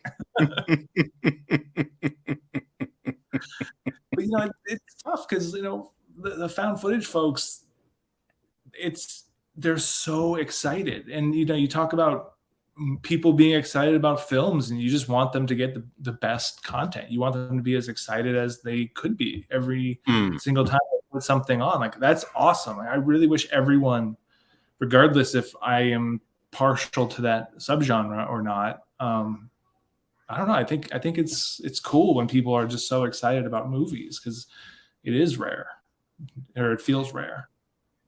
Yeah, it's trying to go in with an open mind, right? I get sent a lot of horror. I'm Not like I'm always in a mixed kind of thing about horror. Like mainly because I do not watch horror at night. Nah, don't do it. So I have to watch it during the day, right? And then like things like Saw and stuff like that. I kind of feel it's more about the torture, and I'm well, just that's like, slow porn. yeah. And I kind of like things that are more about the story, right? And the creative nature. I remember watching one thing, it was a Shudder film called The Cleansing Hour. I That's a cool title. really enjoyed it. Oh my gosh, I really enjoyed it because it was this whole thing about do like kind of an exorcism and like just the way it all unfolds. I thought was just very clever. So there's some horror films that I've really enjoyed. Still will never watch them at night, but I really enjoyed it. And so it's a bit, so I can never be like, I hate this genre or I love this genre, because it just depends on the people that have made something. Like, have they made, if it's a good enough story, I will enjoy it. But it's just I mean, all depends. my issue with sort of found footage, just to defend myself briefly, because I don't want to upset anyone. It is that we like cinematography, like Tiny Voice. I've worked as a cinematographer. Headford has worked as a cinematographer. Nick Brandreth, the actual person, not the person who went missing in our film. That's a real guy. That was another thing that was another thing that threw me, and why I thought it was a documentary, because I saw this fucking Nick Brandreth on the film. So I'm like, oh fuck, they were making something, and then someone went, yo, shit, okay. But what it yeah. is. It's just good lies have a little bit of the truth, man. Like Donald Trump taught us that. Because what we saw with him is the absence of any truth, and all the lies have collapsed in on themselves. I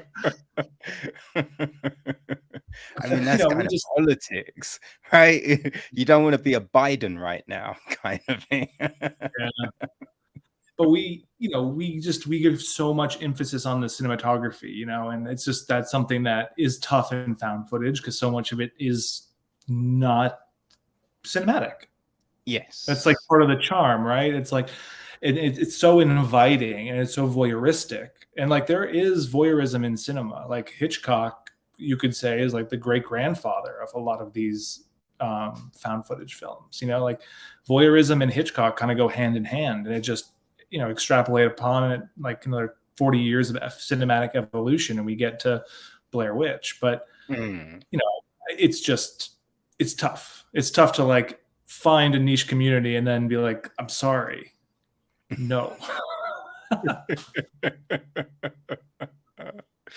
But hopefully, right, if they've enjoyed it so much, they would just be interested to see what you do next, because that's a big thing. Like if I really enjoyed something, I will keep an eye on that person, right? The writer, the director, the other people involved. And so if I see their names come up, that's gonna pique my interest on something that I might not have looked at. Like I haven't watched it yet, but a reason I might watch Barbie is just because Noah Noah, I can't pronounce his name, but he's involved because I love his films, right? Squid and the Whale. I just love, like, Marriage Story was phenomenal. Like, I like his films. So like and Greta Gerwig, I like her stuff. So when I saw that huh? Lady Bird is great. Yeah. I really That was like, I didn't love it as much as a load of people, but I enjoyed it. I enjoyed Ladybird. But yeah, so those people are the things that have me most intrigued about Barbie. Like Barbie itself, I don't care. But it's like when I see people who I've enjoyed their work involved in something, that can often get me to give something a look. The cool thing, or I should say, I mean, I haven't seen Barbie, and my wife saw it on vacation without me, so I probably won't see it till it is available just on streaming. Because look, there's a movie about like an 80-foot shark coming out this weekend, so I know where I'm going to be. And Oh no. yes, Oh, I I hate read the Meg books when I was a kid, so I honestly could give a shit how bad it is. I'm gonna have fun. I tried to do because I've got an Audible subscription, and I think it was the second or third book was on the free bit. So I tried to do, and it just irritated me so much. I was just like, They're no, terrible, can't. but I was like a 12-year-old kid, just like, yes, please. I can't. I'm out of Jaws books because, truthfully, that Jaws is not a good book. I'm sorry, Peter Benchley, like rest in peace, but that the book sucks. Like people always Ah, talk about the film being worse than the movie or than the books. Excuse me.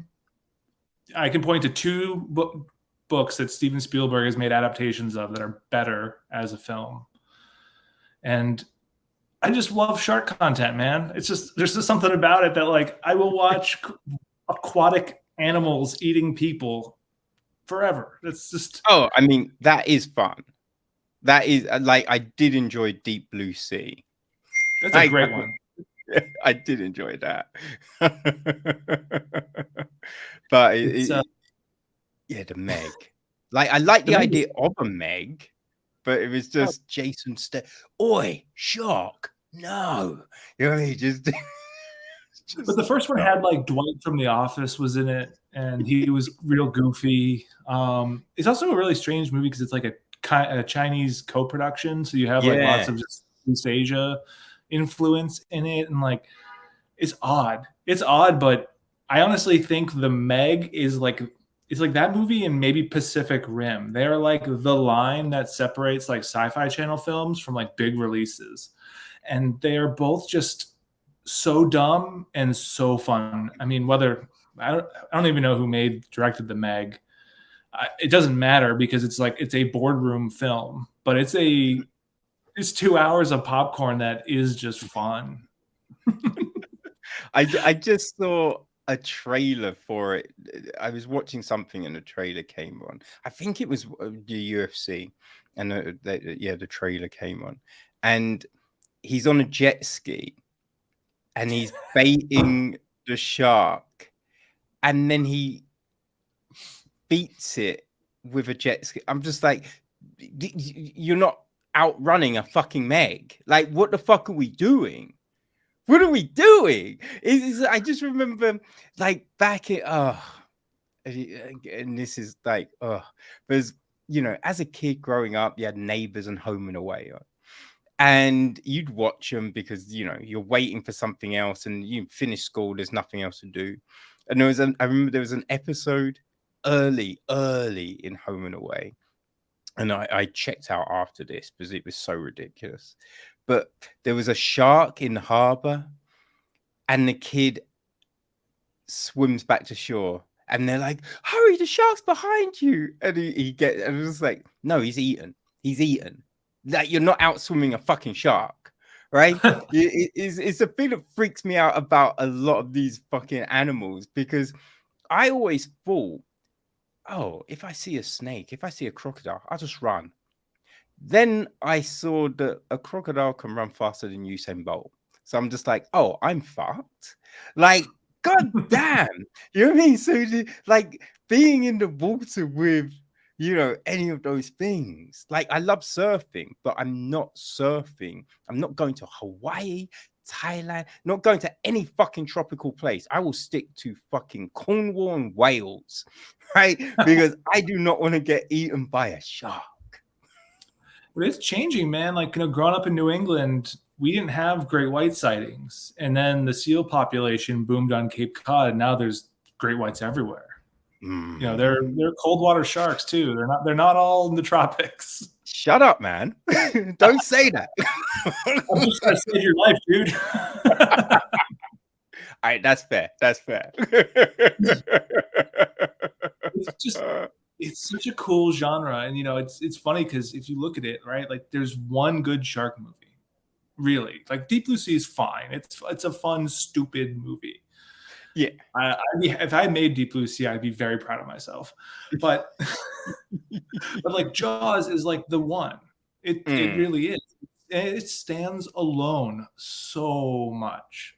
Like the quality drop off. I mean, it's like there's one issue with Jaws, in my opinion, and that's the little boy's in the hospital and he asks for coffee ice cream, which I just don't believe a little child would ask for. No.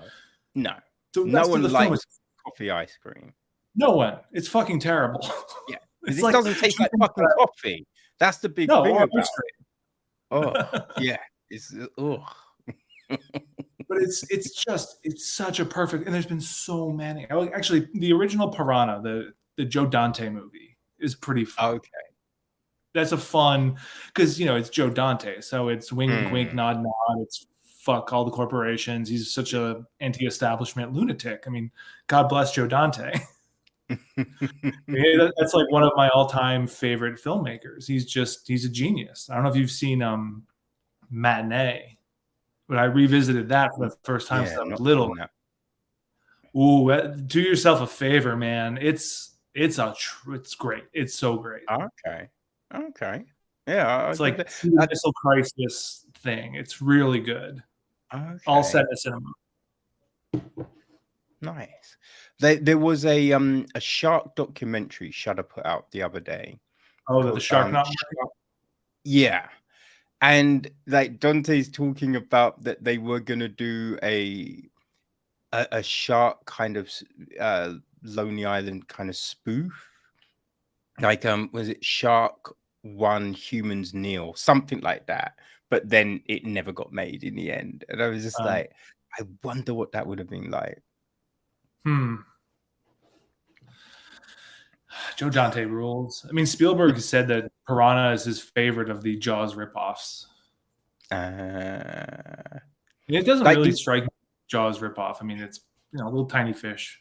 Yeah, I mean that's the thing. It is kind of because that was watching this document. They were saying all the crocodile films are Jaws ripoffs, which I'm just like, I mean, I don't know. There's some that did it worse. There's some more blatant ones. There's that famous Italian film that uses footage from Jaws in it. I think it's called, I forget what it's called, Deadliest Shark or something like that. Crazy how you can get away with doing that. That just blew my mind. Like, what the fuck? Yes. Go to Italy and just like make crazy shit. I can just take Christopher Nolan's explosions and be like, there, I put them in a movie. But they do that in China all the time. They will just which is something I do not understand, right? Because everyone wants to cater for the Chinese market, but they do not believe in IP. They will steal everything. So why are you like bending over backwards to cater for the market and to change things and be like, okay, we'll remove Taiwan. Oh, we won't do this. And it's just like it baffles me. It's gross. There's one answer to all of it, and I've complained about capitalism enough on this. The thing I think is interesting about Jaws, and everyone will say, and agree, it is such a great film. But would it have been the same if that shark had worked properly? No, because it's great because you don't see the shark.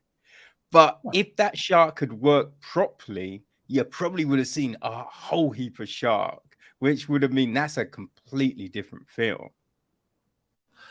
I wonder exactly where it would have been, like way more shark. But at the same time, everything that's going on in that film, that like time in Massachusetts is so fucking beautiful.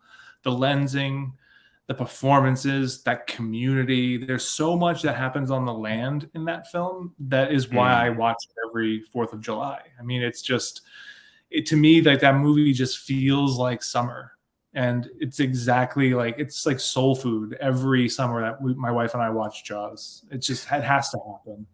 It's either 4th of July or Memorial Day weekend. It's like one of those long weekends. We're going to watch it. I'm going to like it, like pretty angry by the end that he was 25 making this amazing, perfect movie. I mean, the cinema, like there's all these like shooting stars that are just like flying across the cosmos in the background of shots, and like Quint is just one of the best performances in any adventure film ever. Like Robert Shaw is, it's mind blowing, man. That whole speech about the Indianapolis is just, I mean, that movie just that's the film that when I decided I wanted to make movies, was seeing Jaws in fourth grade, just being completely like mind blown open. Like, how did this happen? Okay. Like, would you want to do a shark film? Yeah, I'll do anything. I mean, I'm not a very strong swimmer, but I'm fine on a boat. I don't know if we would ever do a shark film. It's honestly, it's delicate. You know, like of all the things to do low budget, that would be a really tough one. Yeah. Yeah. Like, when you think of all the different genres and types of films and that, is like, are there things that you kind of think I wouldn't mind, you know, taking a stab at that, or I've got a version of that story? Yeah, right now we're figuring out a way. I did write a zombie film. I don't have something that I really care about zombies. Like I think they're actually a pretty lame antagonist, but I think I've written a take on it that's different and focuses Okay. on a different part of it that freaks me out actually quite a bit. Vampires, I definitely like vampires. And then truthfully, like of any movie, like any genre of film, I'm a film noir fan. So I have written a heist film that I'm really keen to make. I think that would be something cool. Okay. I love crime. I love heist crime. That sort of like, yeah, that stuff is definitely tops for me. Yeah, I saw today that oh god, what studio? Oh, one studio's bought the rights to the Mike Hammer books. Oh, interesting. And I say, that could be interesting. Yeah, because I do like a nice, crime noir story. Like, LA Confidential was great. And just Well, that kind he's in so many films already. I mean, Kiss Me Deadly that's Mike Hammer. of, yeah, That's one of the yeah, no, they've definitely brought a few of those books to the screen. So it'd be interesting to see what they do with that. But oh man, a good heist film can't be a good. Like, there's a film that came out a couple of years ago. Yeah, I think it was a couple of years ago, called Blonde Purple. And that is a phenomenal heist film. So fucking good. Like it was because I loved that Spike Lee one, Inside Man. And it's not this, it's completely different, but it kind of made me think of that when I watched this film Blonde Purple. But yeah, if you like heist films, I think that's cool. one that you would enjoy for sure. Do you like Good Time? Oh gosh, It was the first of the but they made remember. It's the Safdie brothers. They also made Uncut Gems, the movie. Kevin Garnett's in it. He's like my favorite basketball player of all time. So Uncut Gems was so good, but so fucking uncomfortable. Oh my god. You can tell those two grew up in New York City. Yeah. The way that fucking film ended, you were just like, what? But it's great. It's such a perfect ending, though. It's a perfect ending because, like, you can't have happy endings with things like that. So it was just like, oh, it's so good, but you're just like, fuck. Like, oh man, that was so good. Time as well. I mean, it's Robert Pattinson and then one of the directors is like the two stars, and they're just on the go. It's a 90-minute chase scene from Midtown Manhattan through Queens. It's great. It's like simple premise. I It's can't so remember. good. It's so gritty and it's awesome. I love that flick. Yeah, I'm looking forward to their next, because the next film's about like collect baseball cards Oh, really? with some, yeah, which Huh. supposedly is a crazy kind of industry and cutthroat.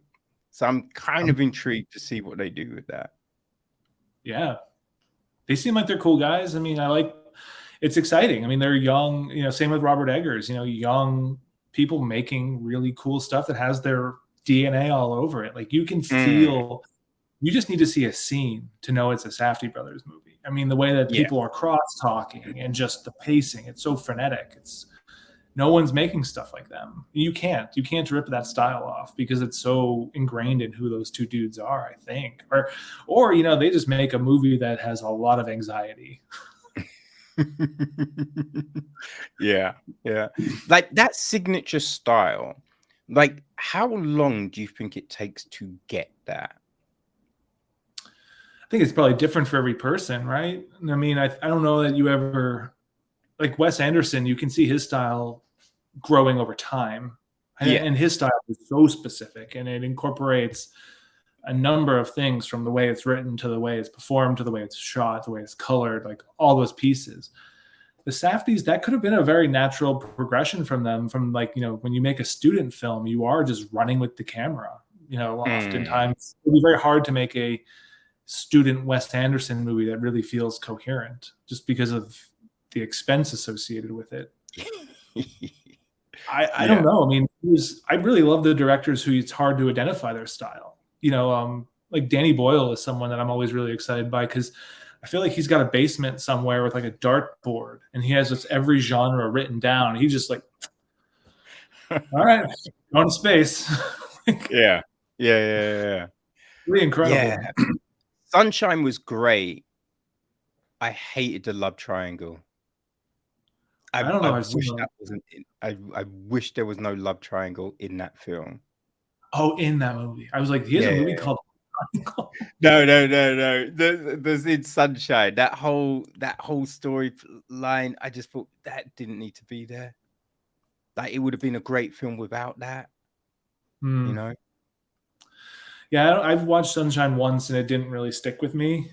So I honestly don't remember. But like even the Beatles movie, I enjoyed that. I thought that he's done just really cool stuff time and time again. The fact that him and Cillian Murphy are going to do it 28 years later, like a follow up to 28 Days, like Yeah. 28 Days Later is like one of the scariest movies I've ever seen. Like, that really fucked me up. Oh, well, zombies could run. The Infected. Yeah. And the thing I liked about that was then it was also about society, right? Yeah, for When they sure. went to the army base and the guys are like, "Oh, we ain't seen girls for ages," and you'd be like, "Of course, that's what would happen." But Yeah. no one had ever done that, and it's just like, it's always just like, oh, everyone would help each other and and it's just like, look what happened in the pandemic. People turned on each other and it went fucking crazy. So it was good to see a film that actually was like, how would people actually react in these situations? And I think that was one of the great parts of 28 Days Later.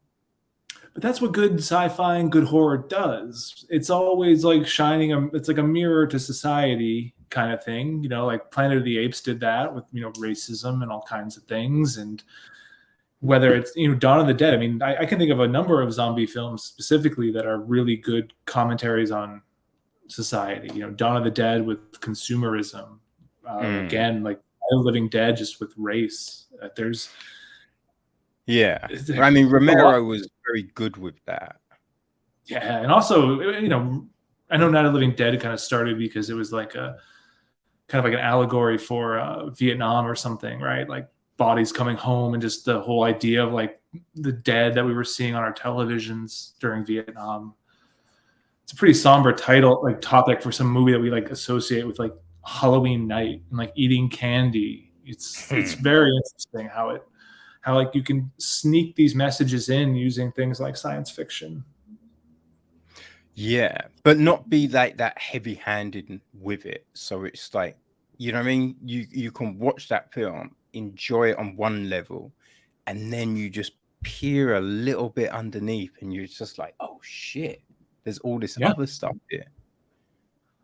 Yeah, I No, think it's that's true. like It's a fun definitely an part. interesting. Mm. Like, you know, with your film, there's the whole doorways, right, and the floating prisms. Right, and you kind of mixed in, like, you know, the mythology and all of that. Like, when you were thinking of that, like, how far were you like, oh, we could go here, or like, you know, where did you feel, you know, you come up with that idea, that concept, and be like, how can this work?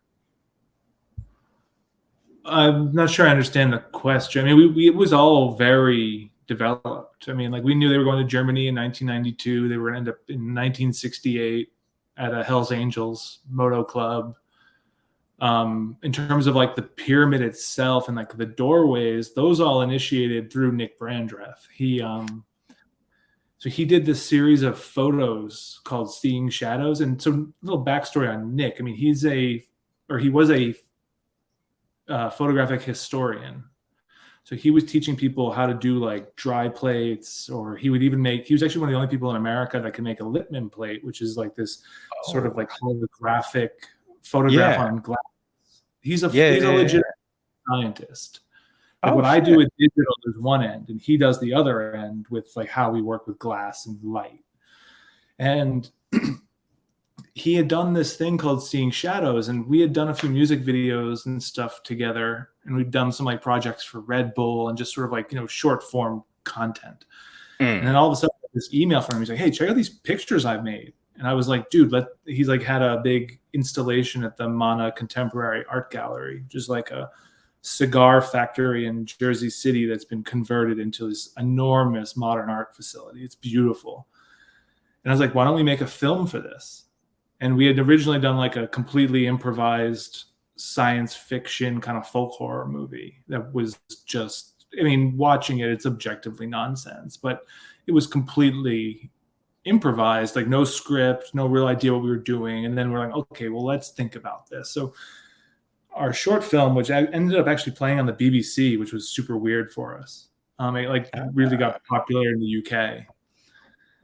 We made that. We had a lot of the mythology kind of hammered out for that short, and then we kind of realized that this sort of like acid-filled fever dream would benefit from a documentary format, which is how we eventually came to Blue Hour, because we could more directly explain some of these stuff. Because when you make a genre film about zombies, most of us know going in. When you make Yeah. a science fiction film about a doorway in the woods that brings you to a floating obsidian pyramid, most people don't have that in their lexicon. But we were Yeah. able to, you know, do things like Ancient Aliens and shit like that to like bring people up to speed much quicker. But I mean, I know how it works in my brain, and there's this sort of like an intentional amount of vagueness so that hopefully it doesn't seem condescending when people watch it. I see. Oh, that's interesting. Well, it does seem condescending. No, no, no. I think the idea was very interesting. I did like the yeah, I do, you know, when you have those stories about like portals to different places, that's always very intriguing to me. So yeah, I thought that was yeah, I thought that worked well.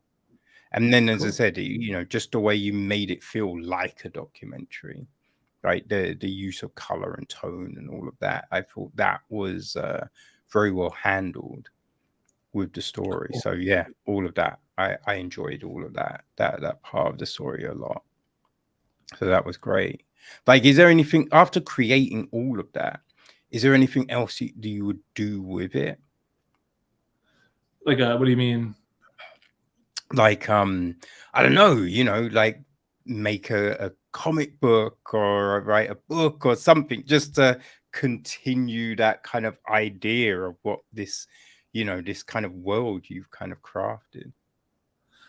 At this point, after like 2 short films that have a floating obsidian pyramid and then the feature, I'm kind of done, pretty tapped out on it. I think the next project is something really different for us. It's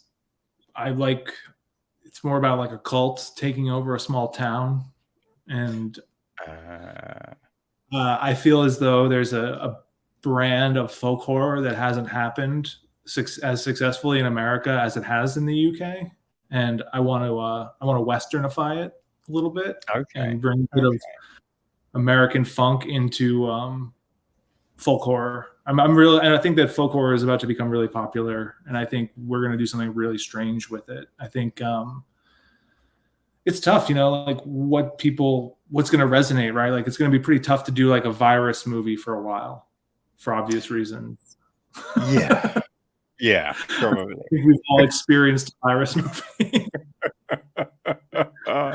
That's why it was so weird, because there was films that got made, right? Once everything opened up a little bit and people could make films, and they made films about lockdown and about a virus, and it was just like, this is, I don't really want to watch it. Like, not necessarily because it seemed like it was a bad film, but it's just like, I mean, why do I want to watch something about the thing we're in? It's one of those moments though, like you can tell like an American pre and post 9/11 film. Like you can, like, Independence Day does not happen post 9/11. No, like full stop. You can't make that film after 9/11. And that's not just about like blowing up the buildings and shit. It's about American exceptionalism is out the window after 9/11. We're not this impervious, perfect place any longer. And I don't know if we quite yet understand what COVID's impact on narrative is yet, but it's going to be interesting, and I'm sure it's going to be profound. I think the types of films we watch moving forward, I mean, I don't have a crystal ball, but I would imagine there's going to be a lot of just dopey, optimistic shit. It's going to be kind of like that initial wave of films after World War II. And then you're slowly going to get those cynical kind of movies that I like, those sort of film noirs that sort of took over after that. I'm looking forward to that era. Yeah, I think it's a this revolving thing. So it's just like, yeah, it's always interesting to see what's coming, right? And the different trends. And because there was a point when no one made a long film, an hour and 15 was just like, that's it. And then slowly, we've got back to like 3-hour films again. But that took ages to kind of get to that place where it's a regular thing, not just one film in a blue moon. Like now it's like a regular thing. So yeah, it's these weird kind of peaks and troughs. So it's interesting. Yeah. Because there's film cycles and there's film genres, right? Like, you're going to have your superhero cycle, which I don't think that that's really a genre of movie. And that's not because of any disinterest that I have in superheroes. I quite like those movies, but I think that it's not its own style of movie the way. No, I mean, it's fantasy, it's sci-fi, right? And when people irritate again, like the whole cinema is dead, so it's like, oh, superhero fatigue. And I'm just like, I don't think there's a thing, superhero fatigue. I think people are tired of shit stories, right? But if you write a good story, people will go watch it. Like Endgame, Infinity Wars, they were fucking awesome. Yeah. You know what I mean? I just watched Guardians of the Galaxy Volume 3 today, and god damn, that was good. I enjoyed the fuck out of that. You did too. And the first one. Oh, first one was amazing. So good. So good. Like in this one, like towards the end when she's like, Drax, I was wrong about you. You weren't born to be a destroyer. You were born to be a father. I was like, oh, Yeah, the movie guts you repeatedly. Oh my God. Those bits with Rocket, just, man, it just kicks you. Like you are on an emotional fucking roller coaster. And this is a superhero film, supposedly, right? But the nuance in it is just great. Oh, for sure. And that's because there's a test that I've developed using my arithmetic. If you take the superhero component out of one of those movies and you can define it as something else, you've got a successful superhero movie. Like a good example is Spider-Man Homecoming. If he was not Spider-Man, it's still a good teenager coming of age film.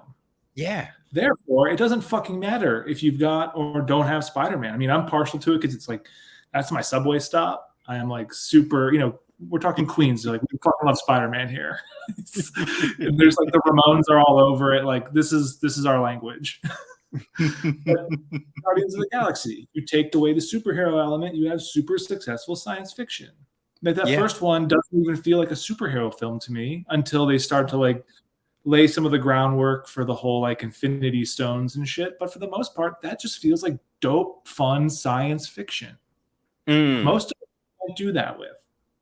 You take Batman out of Batman. I mean, I like the recent Robert Pattinson one that felt like if you took the superhero element out of there, you've got sort of an investigative, you've got sort of a noir. You've almost got like Darth Vader walking around Gotham. It's pretty cool. But so many of them, you don't have anything. No, yeah. And I think that's where the problem is, right? It's when your big draw is the fact that it's superhero and there's nothing else. Right? You pull that curtain aside and be like, wait, there's nothing here. But the stories that work are just films where you have something. So like I love Blade. Blade was so fucking good. You know what I mean? So you take the vampiric thing aside and it's like it's kind of like a mafia film. Like you've got the gangs, you know what I mean? You've got these competing factions going at it. Blade's essentially John Wick with vampires. Yeah. It's a cool idea. It's so fucking good. So I am looking forward to seeing what they do with the new Blade. I'm hoping it is good. Because the Blade 1 and 2, although Blade 1 and 2 is a bit like Alien and Aliens. Because Blade 2 it's not really, it's more of a monster flick. It's Guillermo del Toro. Yeah. Isn't it? Yeah, I mean, he loves his monster more than he loves probably his family. Like, no, you're not in any better hands with a monster movie than Guillermo del Toro. Like, full stop. The guy, I mean, this planet needs more Guillermo del Toro. It's like what he's done in Mexico City with like his animation school. Like, fuck, the guy's a goddamn awesome human being. It's really inspiring. And like those monsters are creepy in that movie. They have like weird faces opening up like the Predator and shit. It's gross. Yeah. It is so fucking good. It was so Blade 3. I don't remember Blade 3 at all. It's not good. It wasn't memorable. It was bad. It was very You're not bad. a fan of Alien 3, huh? But that's the thing. Like Guardians 3 is one of the best third acts in trilogies. When you think of trilogies, oftentimes the last one is a bit like, why did that? Why? Like I just remember Highlander 3. Yeah. Which was Highlander Light.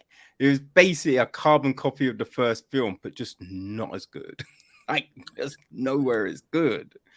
That's the problem that we get, So yeah, Guardians 3 was just like, whew, so good. So good. Yeah, it's a good film. I mean, it's fun, and the music is always great. James Gunn is he's a super creative dude. I loved his movie Super. I think that's one of the best. It's one of the most.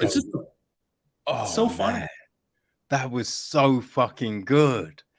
That Shut was up, crime so is the best. It's the best catchphrase ever. good. It's ridiculous.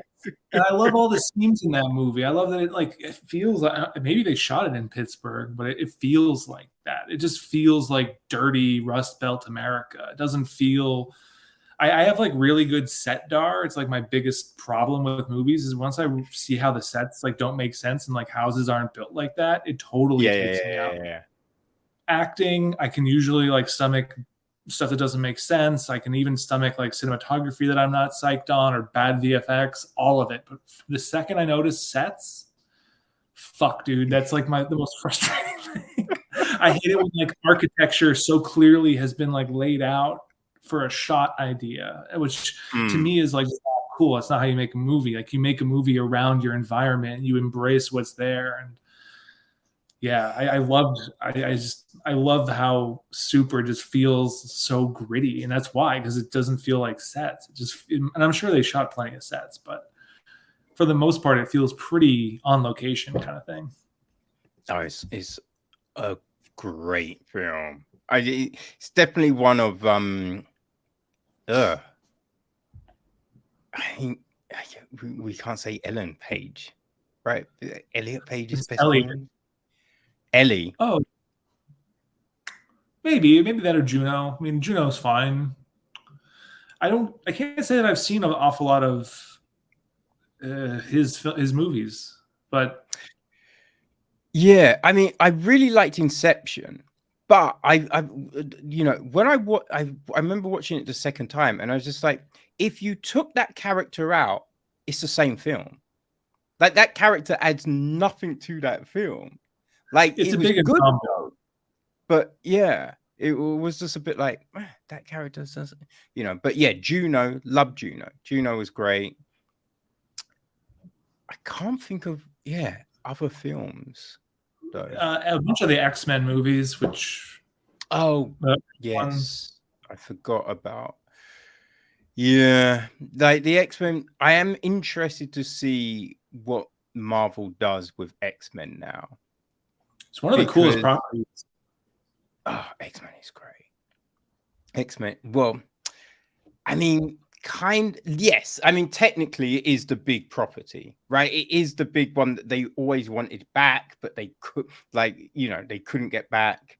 You know, it was X-Men and Spider-Man could not get back. Like, and Sony turned out those shit Fantastic Four films only to keep the rights. That Yeah, was it. Only to keep the rights because those films were whack, and they yeah. knew those films going to be like that. But it was just like we want to keep this license, so we're just going to put shit out. So it's interesting that they've got Fantastic Four back. They've got X-Men. So I'm intrigued to see what they do with those. I mean, for me, like the properties that like Black Panther was just I love Black Panther so much. And it was so because I just remember going to a few comic conventions back in the day. And I remember I was trying to ask the question and they were trying to avoid me. And I was just like, I was asking questions about like diversity in comics, and that Oh, was not wanted in that room. And then I asked, and I wanted to ask, and my hand was up, and then one person they went to that, and it was like, oh yeah, I think that my man here has a question. So I was like, oh, thanks, dude. And I was just like, are we going to see a Black Panther film? Because it's been talked about, right? But are we going to see it? And some of the concepts you talked about, it's just like it can't happen because it will cost a lot of money. But there's ways of doing this. And they just did not want to talk about doing a Black Panther film. So then, when we finally got one, and it was that good, oh man, that was beautiful. That was beautiful. I love the Marvel movies that don't feel like they've got Disney's DNA all over them. Like that one, the first Doctor Strange. Mm. Like the first Black Panther. I wasn't as fond of the second one, but the first one has like one of the best soundtracks. Like the fact that there's like Kendrick Yeah. Lamar and just it looks and feels so unique, and like the look dev on the VFX was just so fantastic and cool, like dust particles forming characters and just like wrapping your head around holograms in new ways. It's just so cool, man. Like performance. I mean, also it's really interesting how he's like surrounded by all these strong women. And I love when movies can have strong female characters, but they don't have to explain it in something. Like Ellen Ripley is a strong female character that just is. And that's awesome. That's so fucking cool that like Ellen Ripley is just there with these space truckers doing her thing. And she just has, you know, she's just this clear, confident, direct person. And it's like, it's not that gender's never an issue. It's just, it's so secondary to like the conflict of what's going on. It's interesting. And Black Panther had all these like everywhere around T'Challa are just like powerful women. The Dora Milaje, but that's in the comic books, right? That he's protective guard of warrior women. You know what I mean? Like that's in the comic book, and that's been in the comic book since day one, right? That's so cool. It's when people talk about, oh, there's no stories with this or that or blah blah. There are. It's just people don't want to tell those stories, but they're there. And as you look, that was the big thing, because there was an interview with Jennifer Lawrence, and she was just like, oh yeah, my character in Hunger Games is the first strong female lead. And it's just like, say what? And people seem to forget about Ripley. And it's just like, no, Ripley, man, that was fucking incredible. Aliens, like Nikita, like there's been these films with these strong women in it, but people just are like, they want to kind of, that didn't really happen. And it's weird. Laurie Strode in Halloween. I love that she's like this bookish kind of nerd, you know, like she smokes a joint with her friends and then goes to babysit, but she also like stabs Michael Myers in the eye with a fucking knitting needle. Like that's awesome.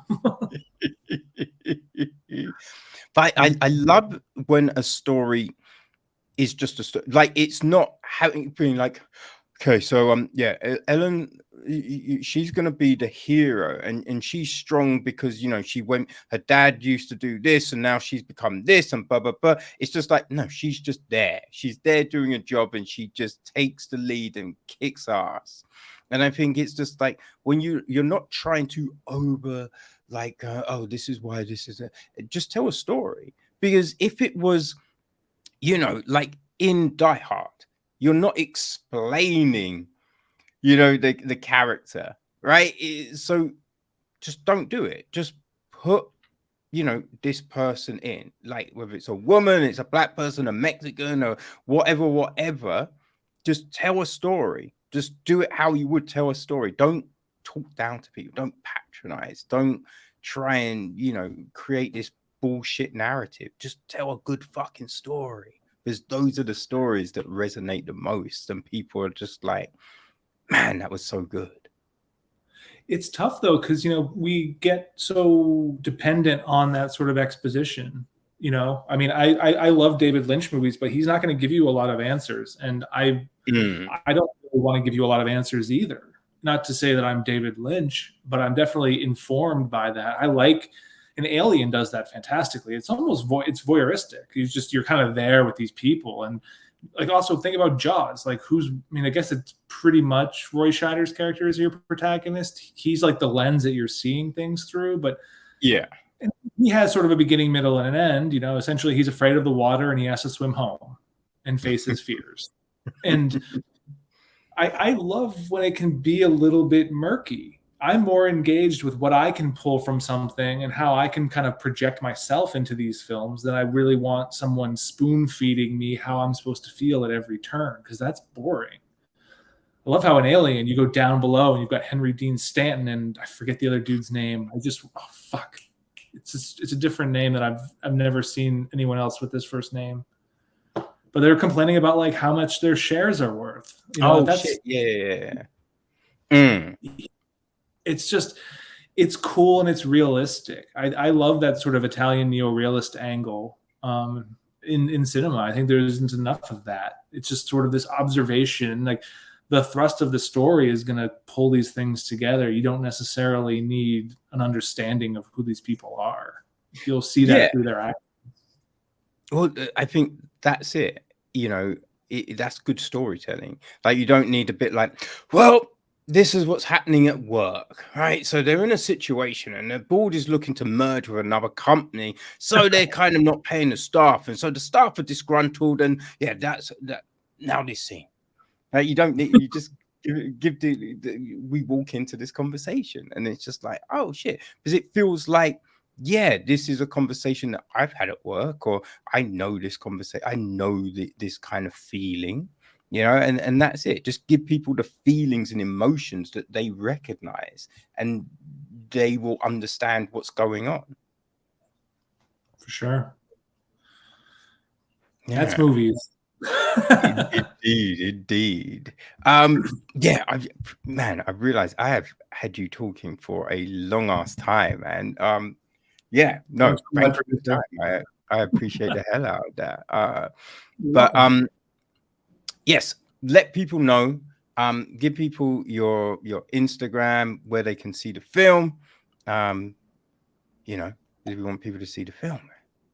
Yeah, so the Blue Hour, The Disappearance of Nick Brandreth, is on Amazon and Fandango's thing, Comcast, kind of all your main streamers. If you go to bluehourmovie.com, there's information and links to all that stuff.